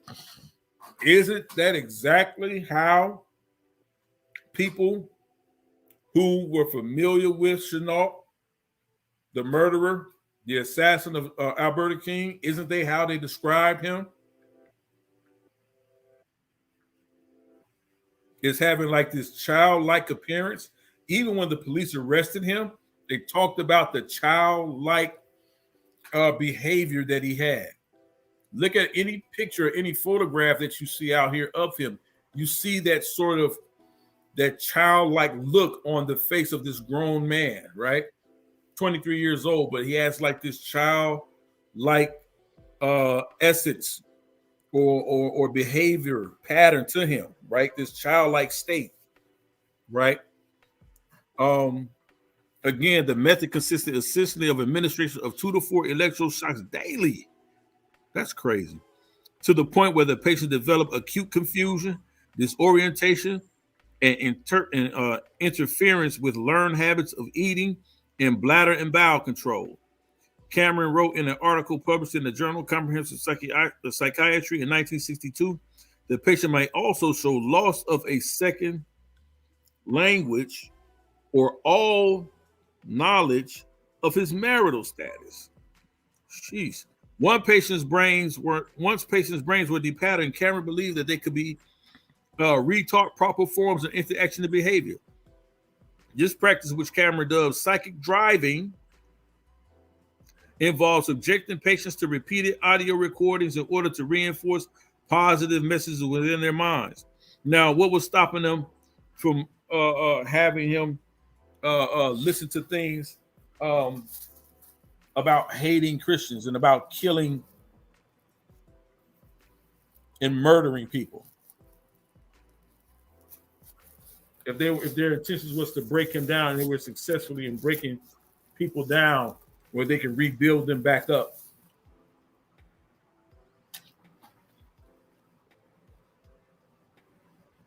This is crazy. It talks about he was an authoritarian, ruthless, power hungry, nervous, tense, angry. Not very nice, Dr. Elliot Emanuel, one of Cameron's former colleagues, said of the doctor in the 1980 interview with CBC. So now you have a doctor, a colleague of his work with him, that says this guy was an authoritarian, he was ruthless, he was power hungry, he was nervous, tense, angry, and not very nice.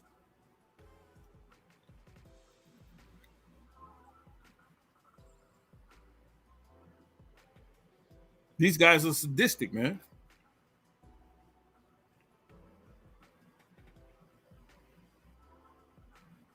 Sadistic. Exactly, Afro-Asiatic, real devils in the flesh. Now I want to get to something else. I want to show y'all something. And how we all tie this together, right? How we all connect all this together. The Black Hebrew Israelites, COINTELPRO, Ultra MK, the assassination of Alberta King, all of this, right? And who's actually responsible. Clearly, I've presented enough information to question whether or not Chenault worked on his own. We clearly see with the information provided, no one believes that. We clearly see with the information provided that he may have been under some type of Ultra MK mind control program, right? Connecting the schizophrenia he was diagnosed with by two independent psychiatrists, right? Which we know was one of the precursors or one of the effects of dealing in this, being involved in this particular program. Paranoid schizophrenia, also delusions of grandeur coming out of these programs after electroshock treatment, being given administered LSD to these people with paranoid schizophrenia, having a childlike behavioral state. All of these things were the same way Chenault was prescribed when he was arrested. Memory loss, didn't recall the incident.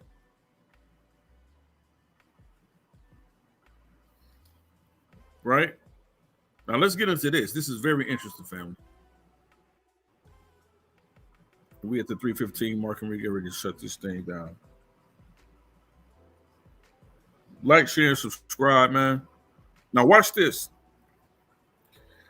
This is called it's the black hole of I can't say it. The black hole of Guyana.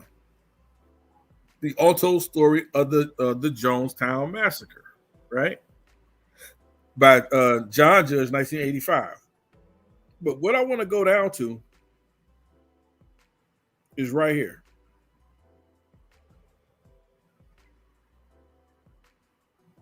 Oh, no, let me do that. I think that's page 8. Page 8 I was looking for. Watch this, people. This is crazy. Right? Now, Jonestown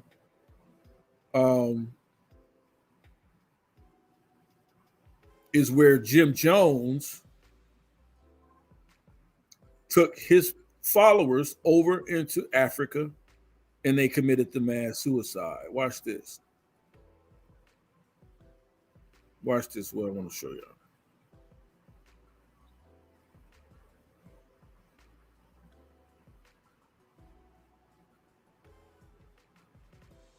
Right here. It says the Messiah of Ukiah, as he was known then, met and recruited Timothy Stone, a Stanford graduate member of the city's DA office, and his wife Grace. During this time, the Layton family, Terry Buford and George Phillip Blakely, and other important members joined the temple. The camp doctor Larry Shaw claims Jones got him off drugs. They're talking about Jim Jones, right? And into medical school during the period. These were not just street urchins. Buford's father was a commander for the fleet of the Philadelphia Navy. So they talk about the high-level people, high society people that Jim Jones actually recruited. But watch this. Dr. Layton donated at least $250,000 to Jones. His wife, son, and daughter were all members of the temple. George Blakely married David Layton from the wealthy British family. He donated $60,000 to pay the lease for the 27,000-acre Guyana site in 1974 in Africa. Right? Now, what's the connection? Right? What's the connection between Jim Jones, Jonestown, Black Hebrew Israelites, Marcus Chenault, the assassin who killed Alberta Williams King, the MK Ultra program, the CIA, and the FBI. Watch this. They only one degrees of separation. Watch this.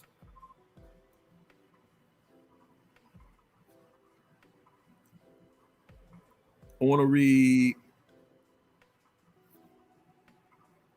right.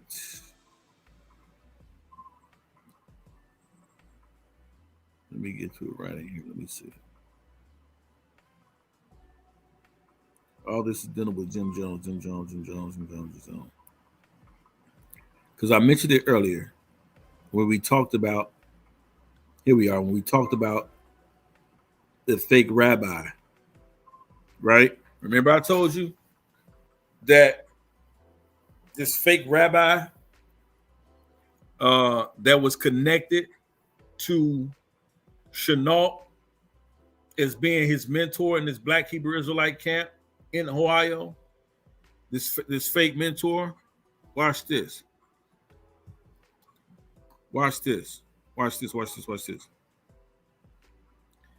It says, inside Ghanaian itself, approximately 25 miles to the south of Matthews Ridge, is a community called Hilltown. Remember, I told you this fake Hebrew, this fake Israelite, right? Rabbi Emmanuel Israel, right? Who was supposed to be the mentor of Chenault, after the shooting and the murder of Alberta King, immediately left the country under another alias name by the name of Rabbi Hill, right? And he goes to Guyana. This is the same place Jim Jones goes to and starts Jonestown. Same place. He goes and starts another community only 25 miles away. And he calls it Hilltown, right? Named after the religious leader Rabbi Hill. Hill has used the names Abram Israel, Rabbi Emmanuel Washington, and Rabbi Emmanuel Washington. Hilltown set up about the same time. Watch this. He set up about the same time as Jonestown did. Followed the departure of David Hill, who was known in Cleveland, right? Where Chenault lived. They lived in Cleveland, Ohio, a fugitive of the U.S. courts. Hill rules with an iron fist over 8,000 Black people from Ghana in America who believe they are the lost tribe of Israel and the real Hebrews of biblical prophecy. Used as a strong armed troops and internal mercenaries to ensure Burnham's election, as were Jonestown members, the Hilltown people were allowed to clear the Jonestown site of shoes and unused weapons. So they allowed these Hilltown people to come after Jim Jones' massacre of over 900 of his followers. They allowed this group to come into Jonestown and to take belongings and weapons out of there and carry it back to them to Hilltown, right? This is the same group that was supposedly spearheaded by the mentor of Chenault, the person who shot and killed Alberta King, right? It says the Hilltown people were allowed to clear the Jonestown site of shoes and unused weapons, both in short supply in Guyana. Hill says his followers would gladly kill themselves at his command, but he would survive since, unlike Jones, he is in control. Similar camps were reported at the time in the Philippines. Perhaps the best known example is the fascist torture group camp in Chile known as Colonia Dignidad, also a religious cult built around a single individual. This came from Germany to Chile in 1961. In both cases, the camps was their agricultural experiment, sealed and protected by the dreaded Chilean Dina Police. Colonia serves as a torture chamber for political dissidents. To the Jonestown monstrosities, they have added dogs specifically trained to attack human genitals. The operations there have included and heavy-handed decapitation specialists, and so on and so on. American CIA agents visits there. Nazi war criminals who believe they set up sites there in these areas. So here, all these agencies, all of these camps have links to U.S. intelligence agencies. This is what they're telling you here. All of these different camps, right? Jonestown, Hillstown, the Chilean getaway, all of these people in the same area in these remote places in Guyana, right? And over in Chile, all have connections to the CIA.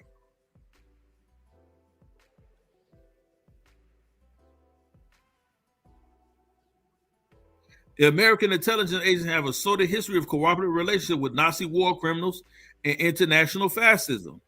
In light of this, consider the curious ties of family members of the top lieutenants of Jim Jones, the Layton family, the chemical biological warfare people. These people were involved in chemical warfare and biology,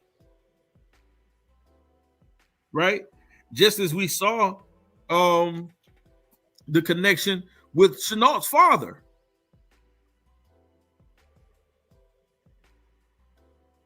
Worked at the Atomic Energy Commission in Cleveland. Like, we clearly see government infiltration here, right? So again, now they go down the strange connection to the murder of Martin Luther King. The first clue is this link appeared in the personal histories of members of Ryan investigation team who was so selectively and deliberately killed at Point Ketamine. Tuma. Don Harris, a veteran NBC reporter, has been the only network newsman on the scene to cover Martin Luther King's activity in Memphis at the time of King's assassination. So they're clearly connecting the CIA, Jonestown, Hillstown, all of these things. They're connecting to the CIA in these assassination plots and attempts. James Earl Ray is connected to this as well, right? All of these things. Right? Watch this. Another important figure in the murder of Martin Luther King was his mother, Alberta. A few weeks after the first public announcement by Coretta Scott King that she believed her husband's murder was part of a conspiracy, Mrs. Alberta King was brutally shot to death in Atlanta while attending church service. Anyone who has seen the physical wound suffered by King might have been adverse witness to the official version, since the wound angles did not match the ballistic direction of a shot from the rooming house. Her death also closely coincided with the reopening of the Tennessee State Court review of Ray's conviction based on a guilty plea required by a Sixth Circuit Court decision. The judge in this case reportedly refused to allow witnesses from beyond a 100-mile radius from the courtroom. The man convicted of shooting King's mother was Marcus Wayne Chenault. His emotional effect following the murder was unusual. Grinning, he asked if he had hit anyone. He had reportedly been dropped off to the church by people he knew in Ohio. While at Ohio State University, he was part of a group known as the Troop, run by the black minister, the gun collector who used the name Rabbi Emanuel Israel. This man, described in the press as a mentor for Chenault, left the area immediately after the shooting. In the same period, Rabbi Hill traveled from Ohio to Guyana to set up Hillstown, 25 miles away from Jonestown and Jim Jones, using similar aliases and preaching the same message of a black Hebrew Israelite, black Hebrew elite. Chenault confided to CLC leaders that he was one of the many killers who was working to assassinate a long list of black leadership. The names he said were on the list coincided with similar death lists distributed by the KKK and linked to the COINTELPRO. The real backgrounds and identities of Marcus Wayne Chenault and Rabbi Hill may never be discovered. But one thing is certain: Martin Luther King would never have countenance the preachers of Jim Jones had he lived here. He lived to hear them. There it is, family. There it is, family. So when we have people who talk about, oh, look at what the black Hebrew Israelites did, they were responsible for killing Dr. King's mother, you have no evidence of that other than what we see here. The MK Ultra program, the CIA, the FBI, all conspiring. The supposed Hebrew Israelite mentor of Chenault.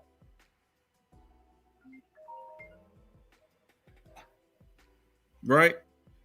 These are things and people that we know had a direct line connection to Chenault, to the murder, to the assassination of Alberta King. So, Dr. Reg, you know, we don't owe an explanation to you or anyone else as Israelites about the murder of of Alberta King. But we do have to ask the proper question, Dr. Reggie, who's responsible for her death. And clearly, with evidence presented here, you're welcome to challenge it. But the evidence presented here, we clearly see this is CIA, FBI, US government, COINTELPRO assassination. And to do what? To squash any black militant movement, including the Black Hebrew Israelite movement at the time in 1974, at its height. At its height, coming out of the One West camps. These are the things we need to understand instead of listening to the disinformation that comes out of these disinformation cell groups, especially those in the HOK with Garfield Can't Read and Dr. Reggie and Shaka Almost.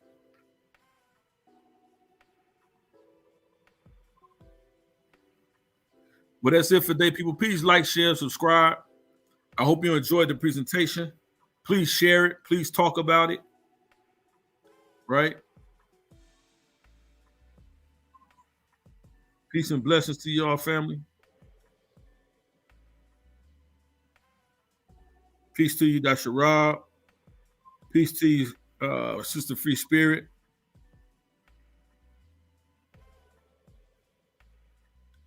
Audi 100, peace to you, fam.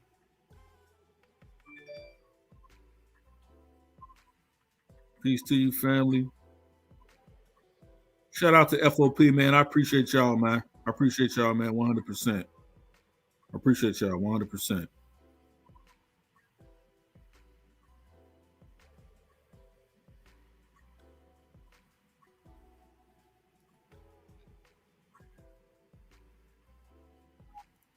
Shout out to Black Jesus Minister in the building.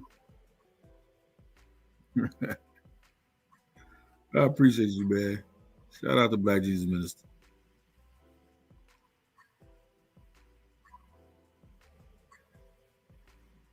Yahoo Israel.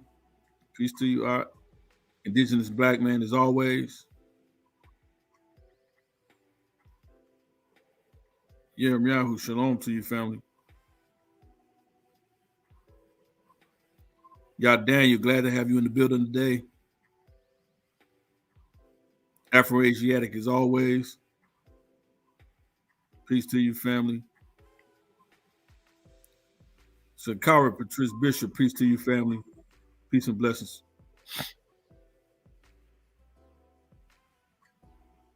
Marquisa Samarian, peace to you, family.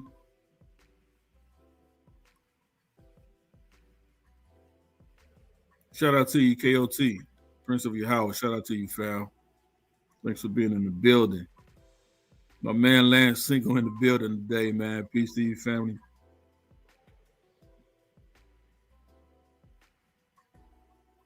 We're ready to close this thing out, man.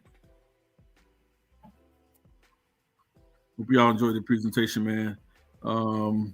Again, look for me, man. I'm going to be Killer Priest soon on his channel. I'm going to talk to him. I'm going to talk to Sister Nepal, see when I'm going to do some presentations over there, and some debates over there as well on the Killer Priest channel. Also, look for me in the Ultimate Debate League tournament. Actually, the Ultimate Debate Tournament. JJ 7000, Black Jesus Minister, SVDL, and Debate Talk for You. Shout out to Sal Showtime again.